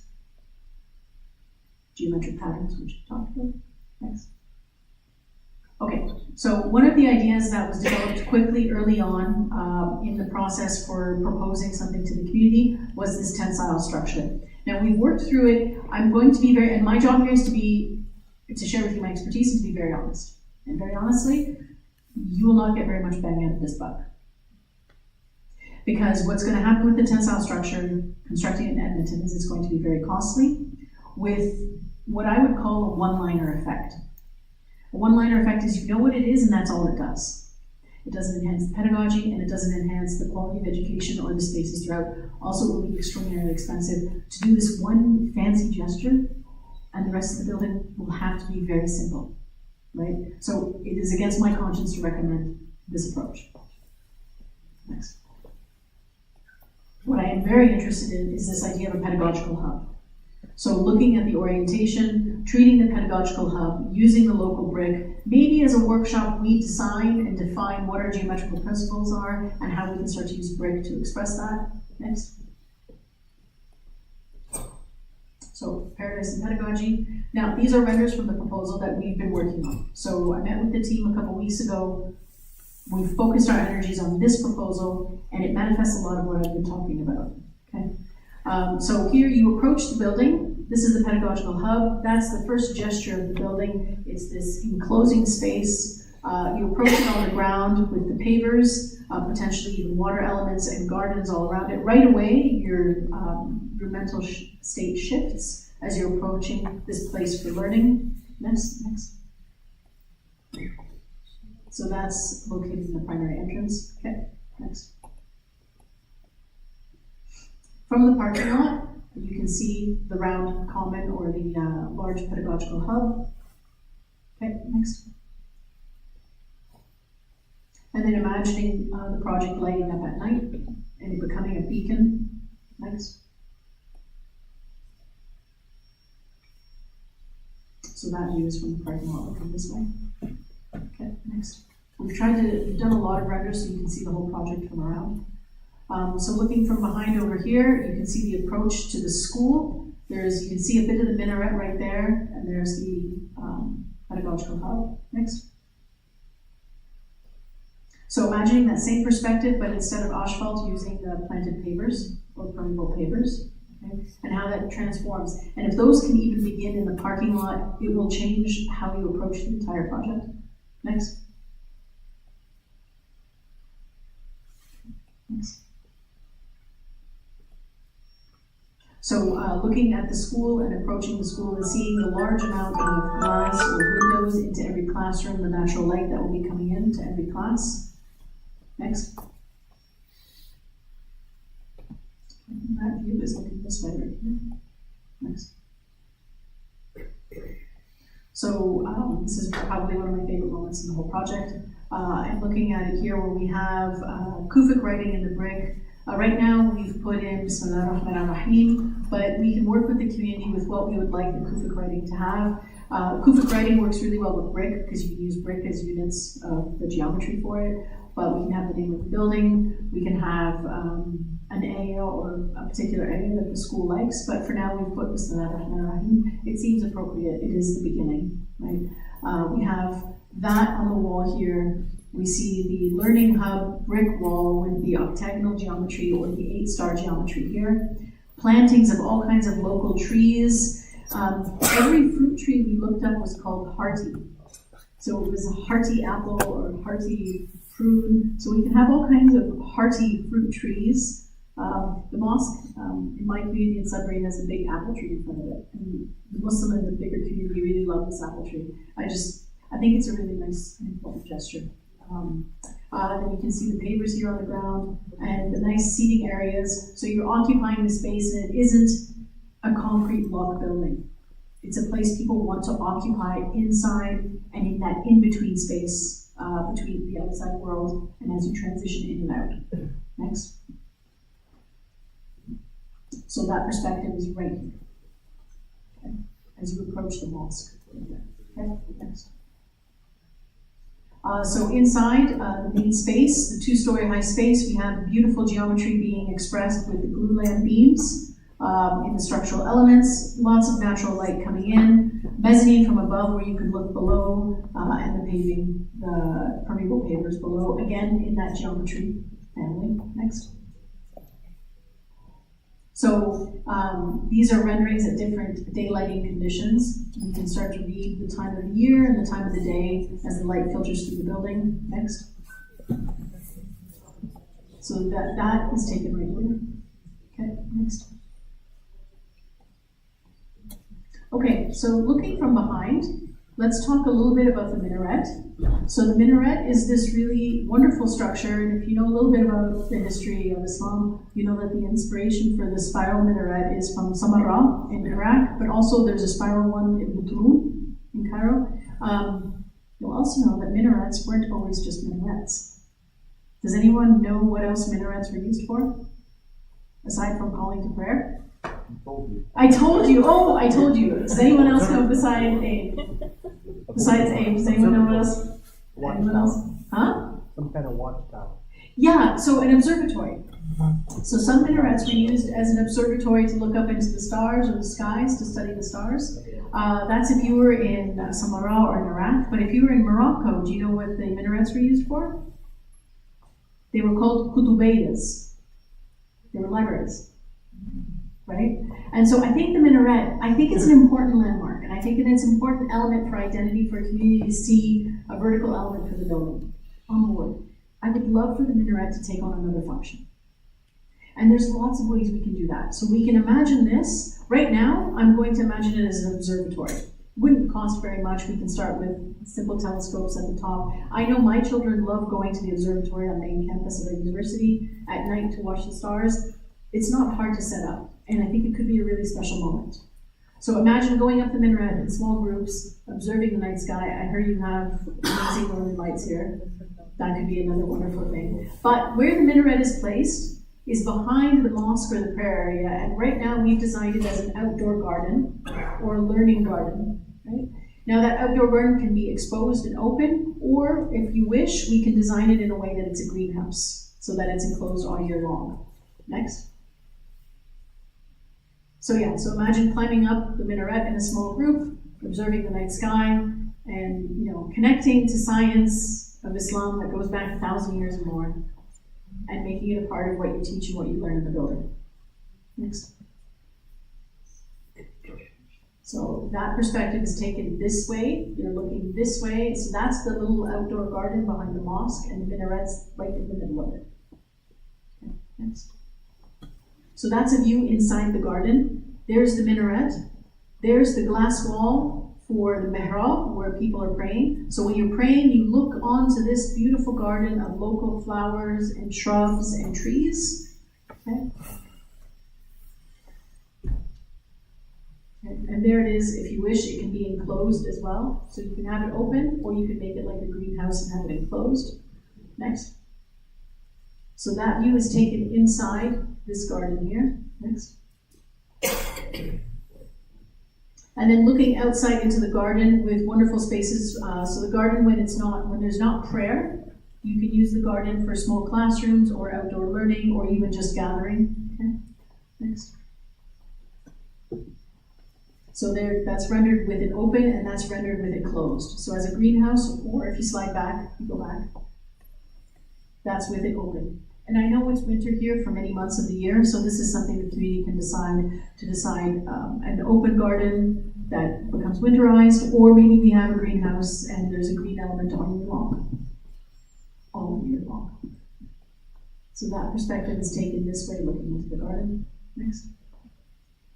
So in the mosque itself, I hear you, and I love the idea of the 5 pillars of Islam, and I think that dividing the mihrab wall into 5 pillars, and maybe we can talk about on the pillars themselves, we etch in Kufic calligraphy or in calligraphy keywords, right? So the space becomes a learning opportunity. If you've been in any historical mosques like the one in Basra in Istanbul, or in any historical mosques, you'll see that there's calligraphy really large on the walls. And they're kind of cues for prayer. So I feel like this could be a really nice moment for that. But importantly, this becomes glass, transparent. You see the paradise behind it. Now, if you don't wish for this to be completely transparent, next slide, we can also investigate ways where the glass can be fritted or textured or frosted, right? So it's not completely transparent. You get a sense of what's behind it, but not everything is there. Okay. Next. So that perspective is taken here in the prayer hall. So the prayer hall is this. It can expand to here. We've centered the minaret on the whole space. If we open up all of the gym space and the mosque space, our number is 1,800, correct? Yeah. 1,800 adults can pray in that space right there. Okay. Oh, we forgot the numbers there. I preemptively said that. Okay, good. So 392 in this space, 217 in the mezzanine above, 247 in this space, 969 in the gyms behind. There's the kind of garden I was telling you about. The minaret would be right in the middle. So if you're going to open this up, you'd open up the sliding or folding wall and be able to open this up so that 1,800 people could pray. If you wanted only 1,600 people, then you wouldn't necessarily have to use the mezzanine above, and it would be 1,600 people on the ground floor. Okay. Next. So some more images from inside the mosque or the prayer space. So that's the balcony above and Kufic writing on the wall. Next. And that photograph or that render is taken right there. Next. So this is the Learning Hub. I'm very excited about the Learning Hub. That's the first thing you see when you walk into the building. It's the environment that welcomes you in. We're imagining, do we have a render of the Founders Wall? Is that, okay, so that's something we're working on, is we know the history of Al Rashid as being the first extant mosque in Canada, potentially in North America. We know the history that it carries. So we want on the interior to create something called a Founders Wall, where we can have the history of Al Rashid in the wall itself. Kind of like a donor's wall, and you can also have a donor's wall, but it becomes an immediate history as you enter the building. But you can see the kind of open learning environment where small groups of people can gather and lots of natural light come in. Next. So this school commons, right there, that's the view, looking this way. Next. And some more views from within the school commons.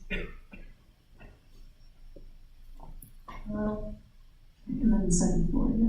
Thanks.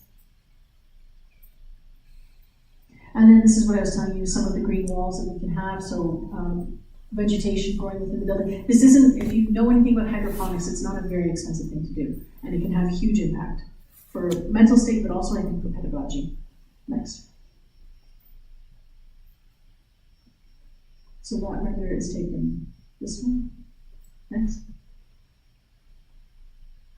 And then looking up the educational staircase. So this is a primary massing of how we're imagining it, these really lovely seating moments, but on the staircase we could have raised planters, and the steps are designed in a way where you can sit on them in addition to next.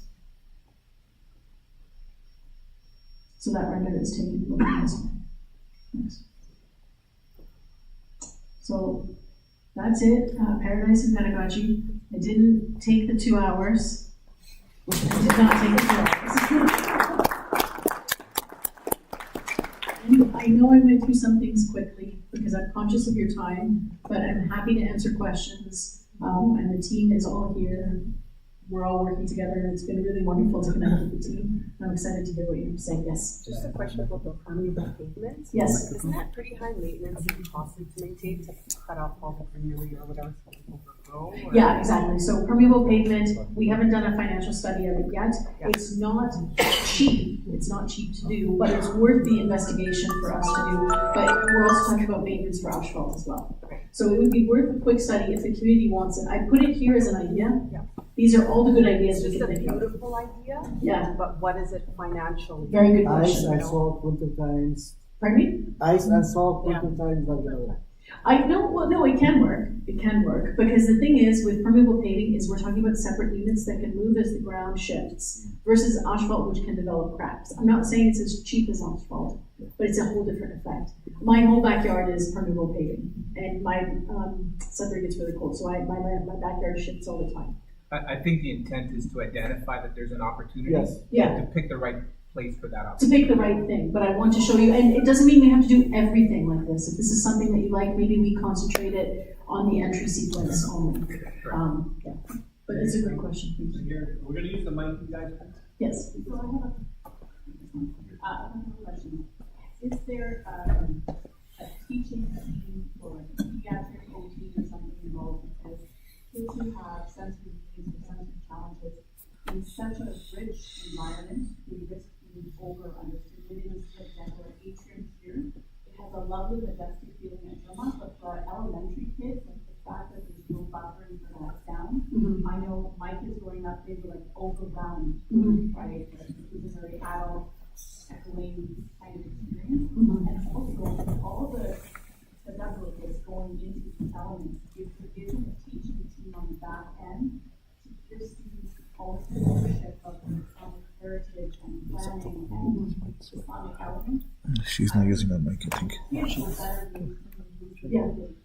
if they understand, but even like, I don't see, this is the elementary, and I don't see some of the elementary community feeling that the kids need. Like, for example, here, when they go outside, they have this vast parking lot to cross before they can play, or they have a little, playground area. With all due respect, and we love the school, our kids are here, but I'm just saying, are some of those elementary specific elements included? Yeah, no, well, this is early in the stage, and so I'll answer both of your questions.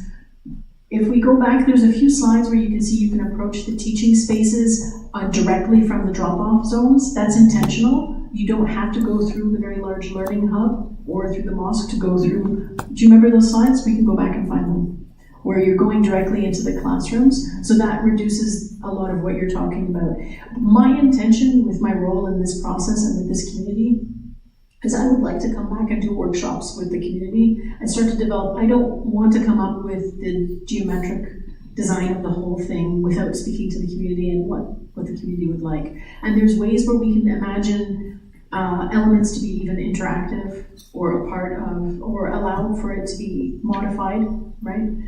So this is certainly something that I think is important for us to discuss going forward when we're designing in detail the specific classrooms and the needs of every classroom. No, that's excellent. Thank you. Tam, if I can offer something else. So we did On the floor plan itself, again, Tammy's looking at it from the architecture of Islam, but from the floor plan itself, we have created learning communities. So although this looks immense in terms of its proportions, each community is sized for its group, whether it's KG 1, 2, 3, 4, 5, or 6. And I think Brendan's trying to go to the site plan, but within the site plan itself, like Tammy had mentioned, there are small playground areas or green areas that are identified for each learning community so that that grade or division structure doesn't have to cross the asphalt, doesn't have to cross the parking lot. It's contained within each one of the areas. Yes, so you can just drop it down a bit. Thank you. This would be ECS KG with its own play areas. It's hard to understand the volume or size of it, but this is a small soccer field, so this is almost 1/4 the size of a soccer field. And each one of these green areas is an entry within that learning community. So the scale of it becomes very small because each learning community is about 10 classrooms. So that proportionality is embedded within the design and the floor plan and how administration will start to parse out the division between 6th grade 1, 6th grade 2, where they live, where they are in the floor plane, how they move up and down. So definitely we took that into consideration. On a more practical level, in the design of the building, with the changes in the climate, one of the most challenging aspects of education in this building and in other schools is just the comfort level and the heat. And with all the windows that you have proposed in this particular design, I have two questions. Is this building going to be air conditioned? And if not, have the architects taken into account how airflow throughout the building will help the students and the teachers remain comfortable in this very hot climate? Because I just heard today we've already had 33 days above average and 4 days in the 30s. It's not conducive to optimal learning. No, 100%. And I mentioned early on that part of the stewardship will be passive design. So good passive design means that there's operable windows with the best orientation, allowing for the wind flow to go through. Ideally, you would want to be able to operate as much as possible using passive energies, but absolutely it will be designed with active systems as well. Sure. Beyond that, we are in 2023, and even though the school was built many years ago, we need to have energy compliance as part of our code requirements. So we must meet what's called the NECB 2017. And in our design for that, the envelope, or what creates the perimeter of your school and how it ties into your roof, must meet those requirements. So just having the school behave in a way that is energy compliant, the systems that we use, whether they're mechanical or passive or simply opening a window, will be better served and better used. The second part of it is most of the lighting infrastructure that creates a load within the school, so you have to cool the school. All the lights right now are LEDs. So they have very little heat that radiate from the lights, so all that's taken into consideration. I do want to add one thing. One of the questions was how do we treat the open spaces? So I know in this area right here, there's no infrastructure to absorb sound. So as part of our interior solution and with our work with Dara and her team at our office, we will treat the acoustics of the space so the reverberation rates are not the same as you have here. It's just a matter of the material used to finish. There are a lot of tools in design as well as materiality that increases the absorption other than just people. If you have 1,800 people in prayer, they will absorb a lot of sound. But if we have other tools, whether they're sound absorption clouds or you can actually buy drywall that is sound absorbing, not reflective, those will also help in the acoustics so that it's a much pleasurable and a well space for you to be in rather than just, avoid it sometimes. Go ahead, Hayat. It's amazing. I see like a mix between the Islamic environment and Reggio Emilia, which is the focus on the elements of nature, the water, the light, and all of that. Speaking of this, I see it more as junior high school space, especially with the staircase. When we talk about children with special needs who need like support to go up the stairs and down, some other children who might have who are autistic or with ADHD, all of these learning challenges, how much is the big space, not in terms of sound, in terms of like big spaces. Like physicality. It's gonna really like support these children, especially that we're seeing that the number of children with challenges is raising up. Okay. No, that's But really it's great. amazing, and with the nature and the elements, it's really like Thank you. Thank you so much. And thank you to the team. I think this has been an amazing group effort. So I can answer, but I think you also have more to add to this. As we speak to you more about the needs of the students, those staircases, so we have one at our school as well, you can design them in a way where there are steps that are big for sitting on, and then in between are smaller steps for climbing. We can also, depending on the needs, there was an early version of that space where we have more nooks, more intimate spaces, so it doesn't seem overwhelming, but there's smaller places for gathering. So the answer is it can be done through design, through communication, but I don't know if you wanted to add anything. Yeah, you can. I'll speak loud if everybody can hear me. So as part of 21st century learning environments, and I think the key word is the environment, not 21st century learning, but the environment that we've created is an environment that's inclusive. So again, the proportions and volumes you see in a rendering feel big, but even for a K to 6, it's very appropriate because the internal working of the school is created by yourselves as teachers, by parents, by leaders in the community, by its history in the community. So what we've done is we've created pockets of space that are very difficult to represent when you're showing some of the big pieces of the school. Learning stairs like this, we've done them in many. So Soraya Hafez has a massive learning environment. It is a K to 6, 650 students. It's not 1,600, but it is, because the volume is bigger, it doesn't mean that the space is any bigger or smaller. So if you haven't seen Soraya, go see Soraya. It's one that I've done with Mumtaz and Dara and the team. So it has that learning environment stair, and it copes with children who are challenged by allowing a larger volume of space for that child to feel included within the space of the school, rather than be set into a sensory area. And we do have spaces for sensory and sensory rooms and behavior modification if you have to do that. But it's also in the systems we use. In classrooms, my wife is a teacher. The first thing a teacher does in an old school is sometimes put a piece of cloth underneath the lights because they're fluorescent and they're not very good.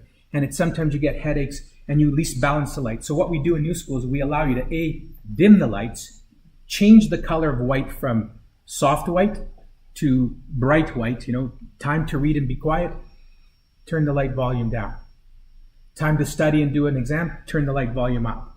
So we allow through systems and engineering to change the control of the school to allow you to specialize that for the need you have, the division you have, and how you teach, or your own pedagogy and your own style. So as we move forward through design development and construction documentation, that will all be brought to the construction team and to the leadership to determine what of those systems that we want to implement.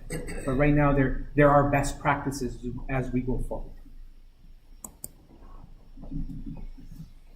Go ahead, Jude. Sister, that was an amazing, amazing presentation, especially the history part. You used the word pedagogy A lot. a lot. Yeah. And unfortunately, I have no idea what that means. That's a great point. I'm Sorry, serious. Paris, But I'm so sorry. I could tell that it was very important to your presentation. I'm sorry. So can you tell us a little bit more about what that word means and what it represented in your presentation? It means So pedagogy is about learning and education. It's the big picture, that education is part of a cosmology. It's part of a vision. So pedagogy is just a nice way of saying teaching. So when I talk about paradise and pedagogy, it's about a building being didactic, a building allowing you to learn from it. Not just like a sticker, not just a superficial motif, but deeply and meaningfully, it becomes a tool for learning. That's how it becomes pedagogical. Right? So it's something very heavy? It's like a deep interpretation of learning and teaching, right? Expressed in different ways like architecture. So you're suggesting that this building would be deep in the way it will be a tool for learning. So the building will not just be spaces to learn in, the building will be a tool to teach with, the way that it is. And it will be a tool that's deeply connected to Islam, to the environment, to stewardship. Students will learn about sustainability it's an imperative. We can't get around it, but it's an imperative that Islam has been a part of since Islam began, right? Like stewardship of the earth is part of our mandate on earth.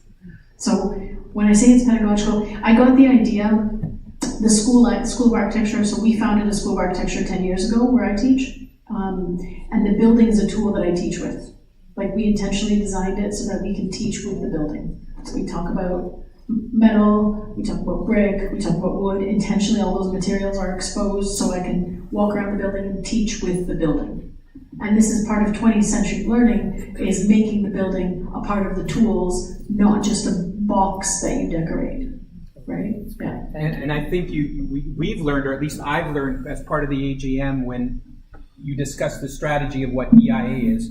And I'm sure this school will be very similar to that strategy and that pedagogy that you had mentioned, same word. So what we do is we try to create a palette, which is the school, so that the teachers can paint on and the students can learn. So what we try to do is reinforce that by creating volume gathering spaces, natural light, operable windows, learning communities, entrance to their own community. You take ownership of your own space. That we believe can help the pedagogy that EIA wants to continue with in this school.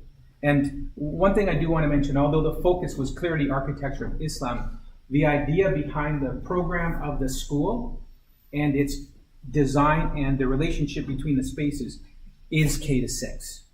Fundamentally, this is a K-6 school with the pedagogy of K-6 and the included and the added pedagogy of Islam. It's as simple as that, but we as K-6 and K-12 experts wanted to make sure we designed a good K-6 school. And if you don't know this, there are no K-6 schools over 650 students in Edmonton. I think we've done 4 of them. And we actually did a K-3 for 300. The K-3 school is really cute because they're all K-3, so they're really short people like me. But a K-6, 1,620 is the size of a high school.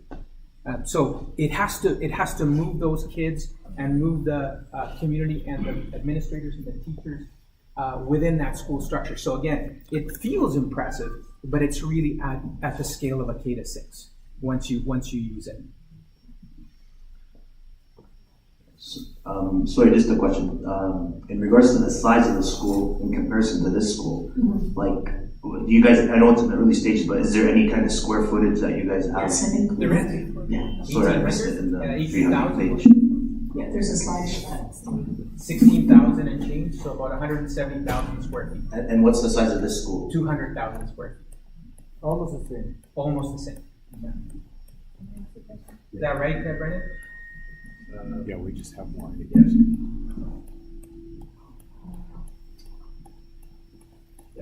As does everybody understand where it fits within that space? So maybe if I take a second just to outline that. Need the mic, oh, sure. Thank you. Sorry. So just to be pragmatic, that is your new ECS, the Remax building. This exists. This is new. This is 125th Street, and it stops right here. So what we do is we create a connection back out to here. That's number 1.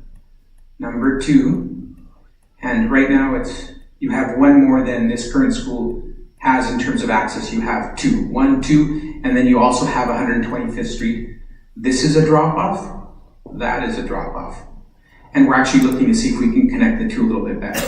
So if you can understand that this is a new road, this is ECS Remax, this school goes from one side of the property almost to the other side. So it's a very large footprint, and we have, I believe, given the right idea to enter and use the school. We understand the complexities of EIA.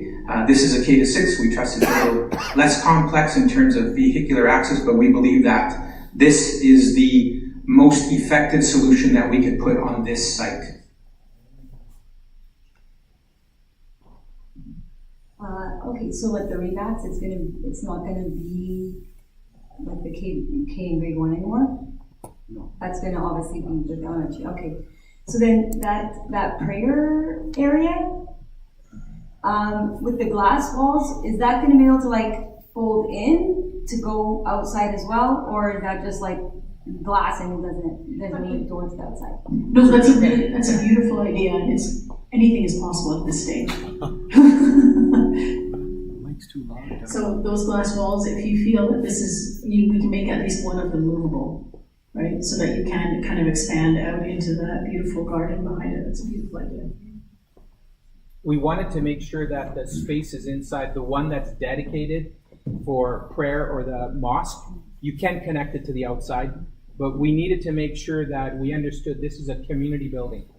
And with a community building, we have to serve the biggest area for prayer. And it was identified as the population of the school, 1,620. Because of the mezzanine, we were able to add another 200 people. So we're getting really close to that 2,000 number, which seemed to be a nice number. And that's just for those 4 areas. If we needed to use an outdoor space or the atrium area, you can, but it certainly holds your 1,800 within one space. The widest first rows, second rows that we can get, and direct view to a imam or whomever's leading that day the prayer. Yes. Sorry, I wanted to ask, where do the kids play? Where do the kids play? And where is the library? And what kind of projected yearly cost would there be for landscaping? Having one humble fruit tree, I have seen that it takes many, many hands and hours. So I'm just wondering, are our little hands going to help with that, or how does that work? So that's part of it being pedagogical, is that in the learning commons or in the little courtyard areas, those areas, the helping hands would be the students learning how to maintain the hydroponics or the little raised beds, maybe outside. I know that my favorite part, I still have memories in kindergarten of planting carrots in Ontario. So I know that this is possible and it can be a part of the pedagogy of the school, but that doesn't alleviate the fact that it will cost. We haven't done a study yet for how much the landscaping will cost, and I think it's a conversation between the community of what species we want to plant, what species would you like your students to plant. I think the beautiful idea of a proposal like this is that it's not all going to be done. The building will grow and the project for planting will grow with the community and with the students as they grow with the building as well. You were asking about the library and the green areas. Did you want to point? Sure. Yes. So there is a library per se, although there are no real, actually I shouldn't say this. Libraries are not always things that hold books. They are different things nowadays. So they're not only the repository of a book. But there is a space that we can use as a library/learning common, but each one of these communities has a common within it. This community has a common within it, and the common is a space that's multifunctional, 2 stories, and can do different things. The grants area, the educational area here, and this common in this area. What we've done in other K-6s as practical design for pedagogy is the library, which is the central space, gets driven to each one of these learning communities when students learn. I can't remember if this is true, but I think in grade 5 they learn about pulleys. Is that true? Okay, so they take a set of books and they bring them to the grade 5 classrooms, and they live within the classroom space of the grade 5 till that learning unit is done. So it's not, I go to the library, I sit down, and the library can come to you, it can stay with you, it can be moved around.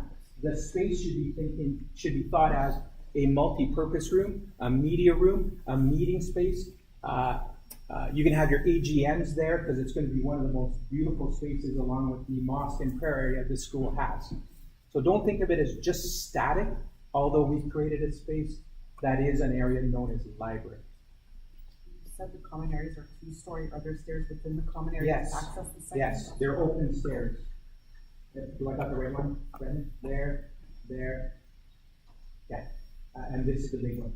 So there's a school commons, an atrium. Each learning community has a stair, and these learning community commons are connected to the school commons. So there's a connection so that if you have the grade 1s and 2 in a learning community, they get dropped off by mom and dad right here, and then the teacher brings them to their little entry, and they go up in their entry, and they're in their house. This is mom and dad, this is my area, this is my house. I live in the 1-2 community. And they own that little community till they're done.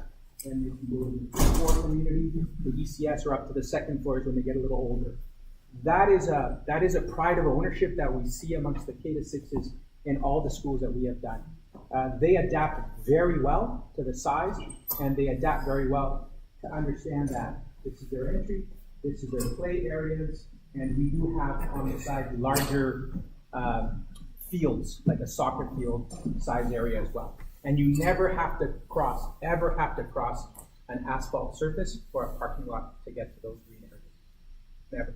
Can you show it on the thing? Oh, yeah. So, mom and dad show up on 125th Street and drop off. Mom and dad turn left here, or turn right here, and go into this area, or come around and drop off here. You can come into this area, go to the future CCF when you have 1s in here, KGs and 1s, or come in here, park, come around and drop off and leave. If this is ECS, again, the size of these areas is very large. Here is a 2 soccer field. Here is a very large playground. You can put another small soccer field in here. You have each one of these areas becomes a little play area for each community. If this is 1, 2, 3, 4, 5, 6 above, and KG right here, every one of these areas becomes an opportunity for play, for playground, and for outdoor learning, with 2 small dedicated areas for programmed play, soccer, or stuff like that. Did I answer Cameron's question? Yes, sorry. And again, for us, we have a large entrance or pathway that is almost like a procession to the school. Although this is the front entrance, the school again has entrances to every community. And for an ease of purpose, if you go to Sarai, each one is 1 or A, B, C, and D. And I line up at A, B, C, or D. Here you could make it whatever the community wants each entrance to be called. And then again, there's a sense of kids are smart. They know exactly, mom and dad, we have to go over here. Can we go here? Teacher brings them, or you can bring. So it's really fun to see them do that. Sorry, I just wanted to ask a couple questions again. So in regards to the sizing, is there a basement planned? Because I know here they built the basement after the fact. That's one. And then the other question is, do you guys really think that you're utilizing the space, like you're maximizing how much of the space you're using for what we need the school for? It's a school. At the end of the day, I know we want a nice art piece to show off and everything, but at the end of the day, we want to educate our kids, right? So do you guys really think that we're maximizing the space? Like I see the prayer hall, for example, it's huge. Like here where they did the prayer hall, they combined it with the atrium. Is that something that possibly, we could like? Yeah, that's what happens here. I mean, that's how the mosque space works, yeah. Oh, I thought it. So there's a small mosque space. If we go back to the one where we have the numbers in it. Yeah, so it's a combination of spaces, so that, yeah, I hear exactly what you're saying. It makes complete sense. This is the third meeting we've had.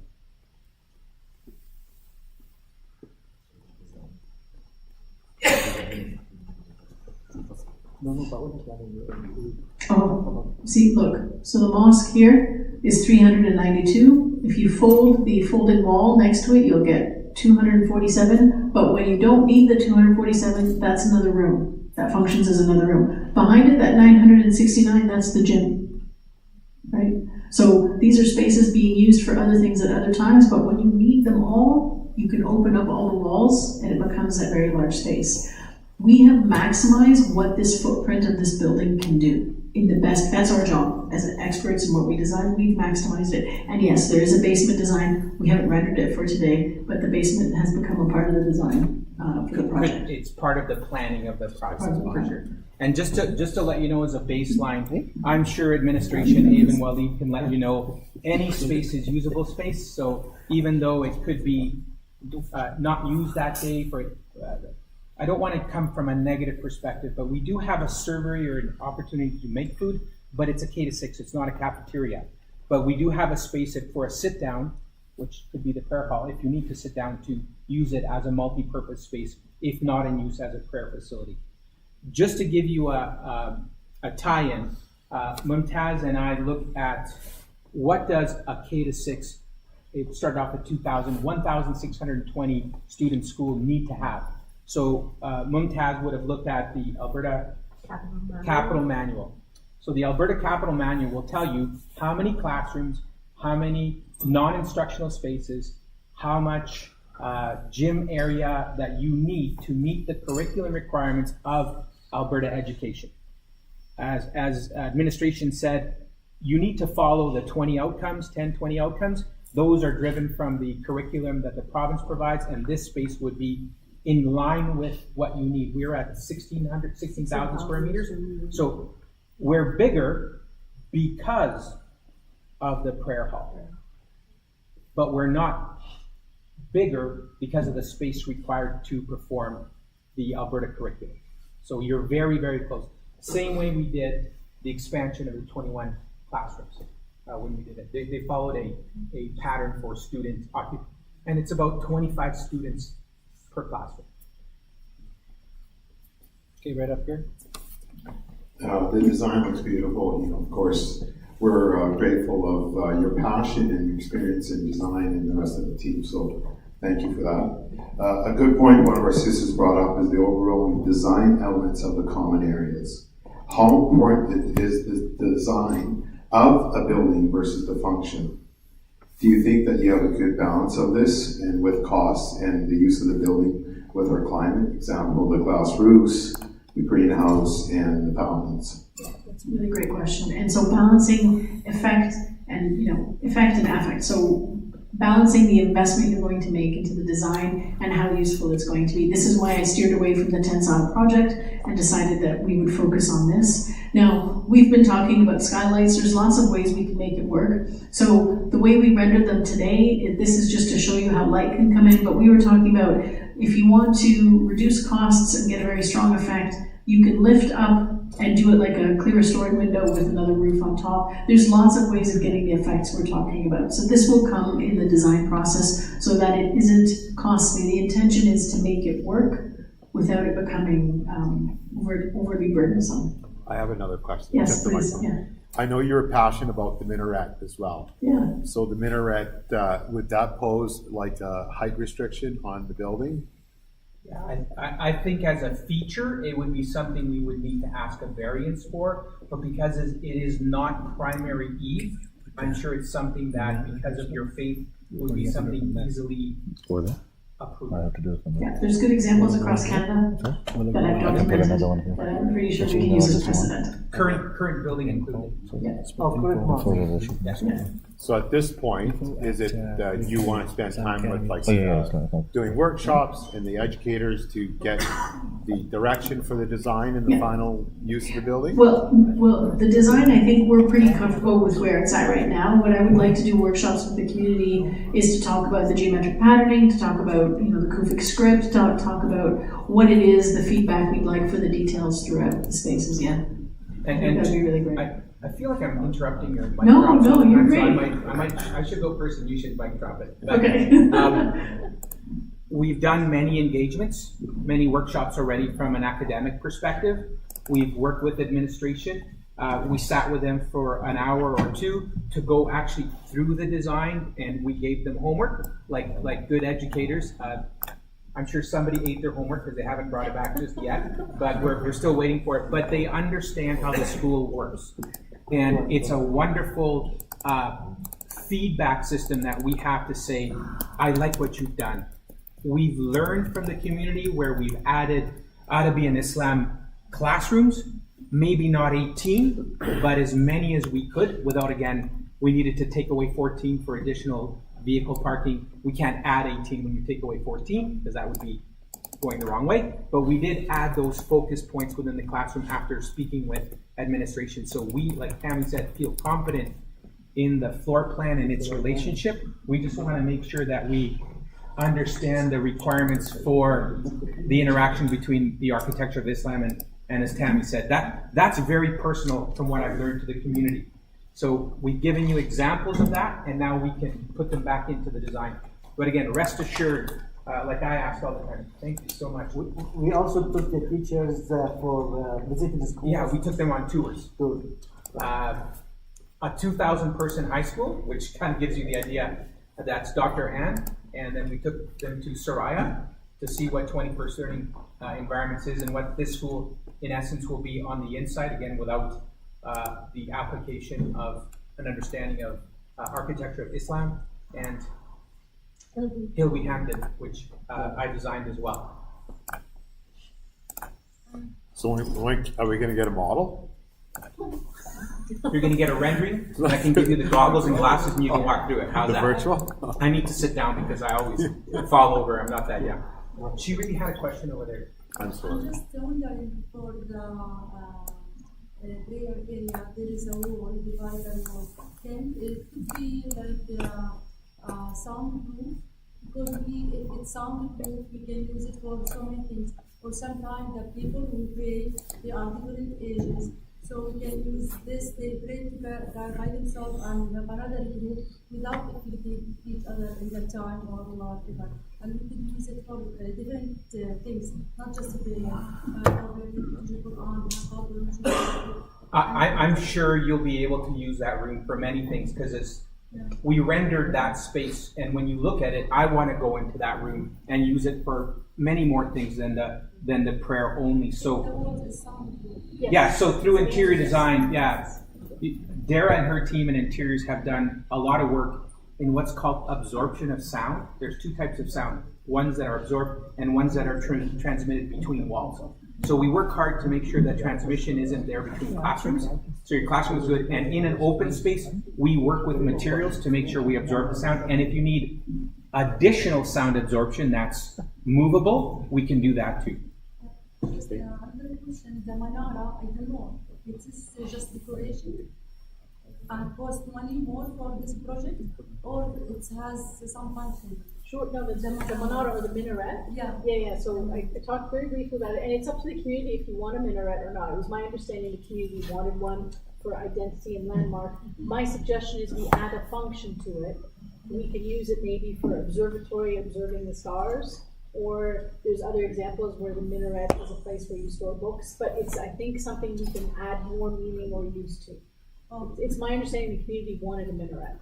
That's what I understood. We're going to take 3 more questions just to respect time. I'll start here in the front. Question for Edo. Yeah. Edo, sorry. No problem. I'm hungry. Somebody Don't depend on me. Look at that. Are we still on target to open September of 2025?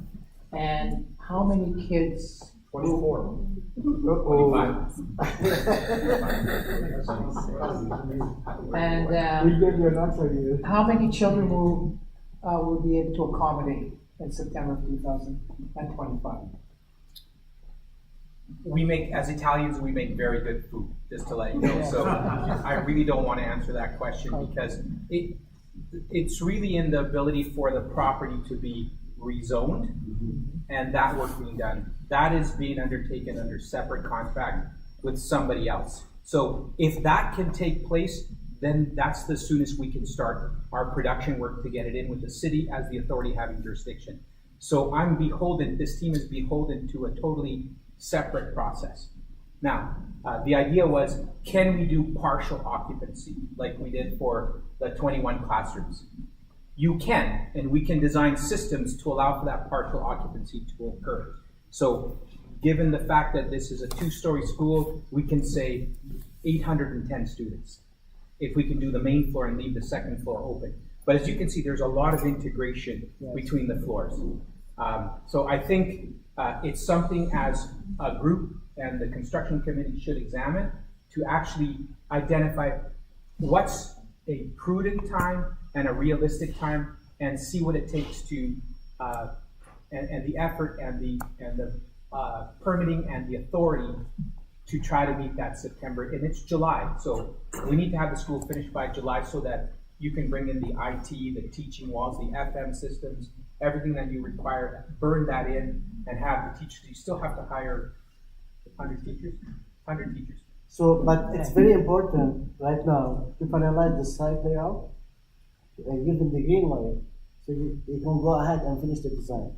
Because that's where we're going to need. That's where we need. Okay, 2 more questions? Thank you. Okay, there and there, right?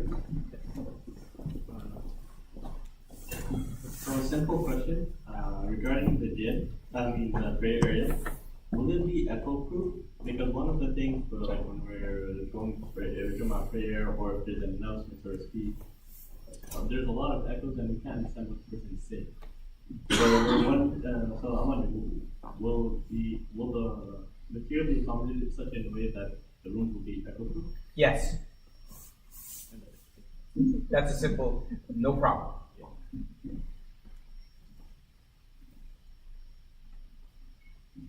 This is simple question. So what would be the location of this building? Yeah, go back to that one. Do you know where the Remax building is, just up the street? You know where the temple is? The temple is? Next to the temple. In that big open area. That land is ours. Okay. This is a super exciting project. I know we're excited, so how about a round of applause for the architect team?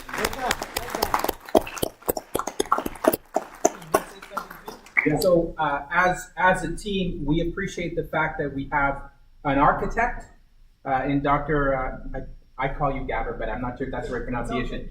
So Jabber. So it's good that we have her on a team as an architect and a specialist within the architecture of Islam.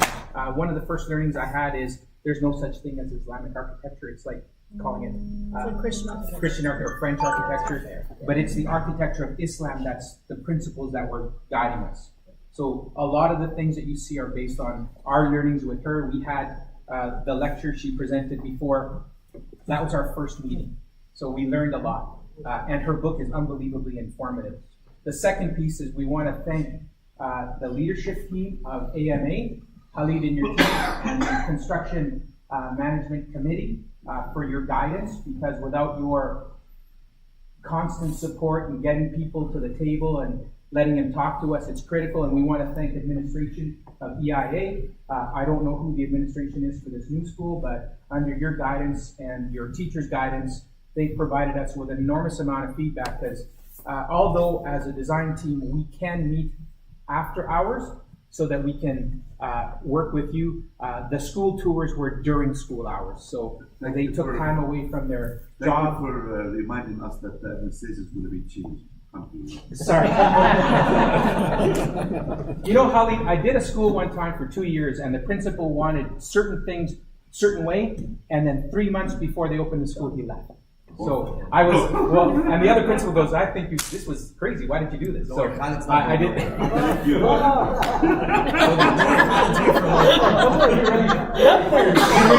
He already fired Wally. He fired me at the last meeting. He was fired. So no, I remember the pizza. yeah. So we want to thank you as a team for your participation and your guidance to us, because this moved incredibly fast for 1 week to get to here, and then the prior weeks, and we're still uncertain with the site. So thank you very much to each and every one of you for your time and your support of this project, not our team, but this project for your community and your kids. So thank you very much.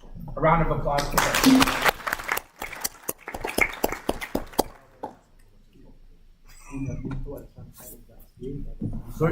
So if you have any feedback from home, please email info@islamicacademy.ca. If you have any questions or concerns, we can answer it from there. One quick question, and nobody asked all night, they should have.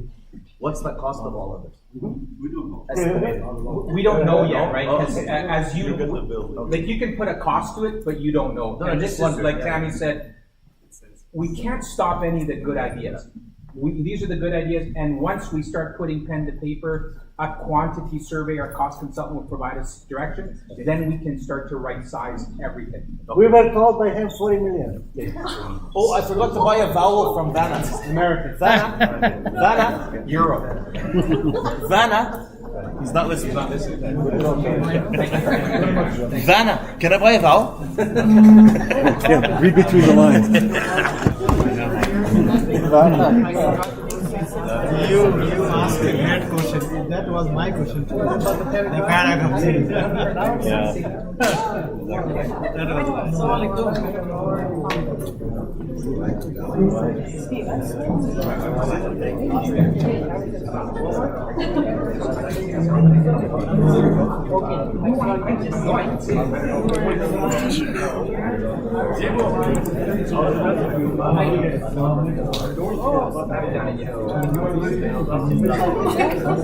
Lots of landscaping. Everyone is looking at their own. A lot of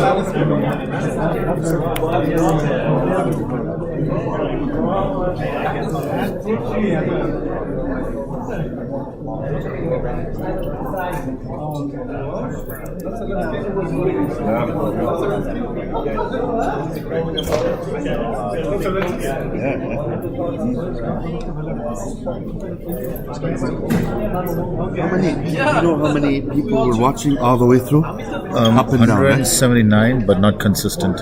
What's the lowest and the highest? Lowest was 20, that's right now. And when did it come low? Maybe about half an hour ago. So would I now view it, I would know when did they go down? No, not when you will view it. But like this was when the question and answer started. Then they went down. Then they went down. Yeah. So it came to 170, yeah? 180. It's good to know, huh? Why do you want to change the administration? I'm going to tell you, why do you want to change?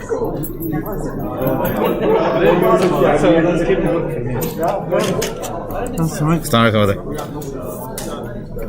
Sorry about that. I'm just trying to finish this up.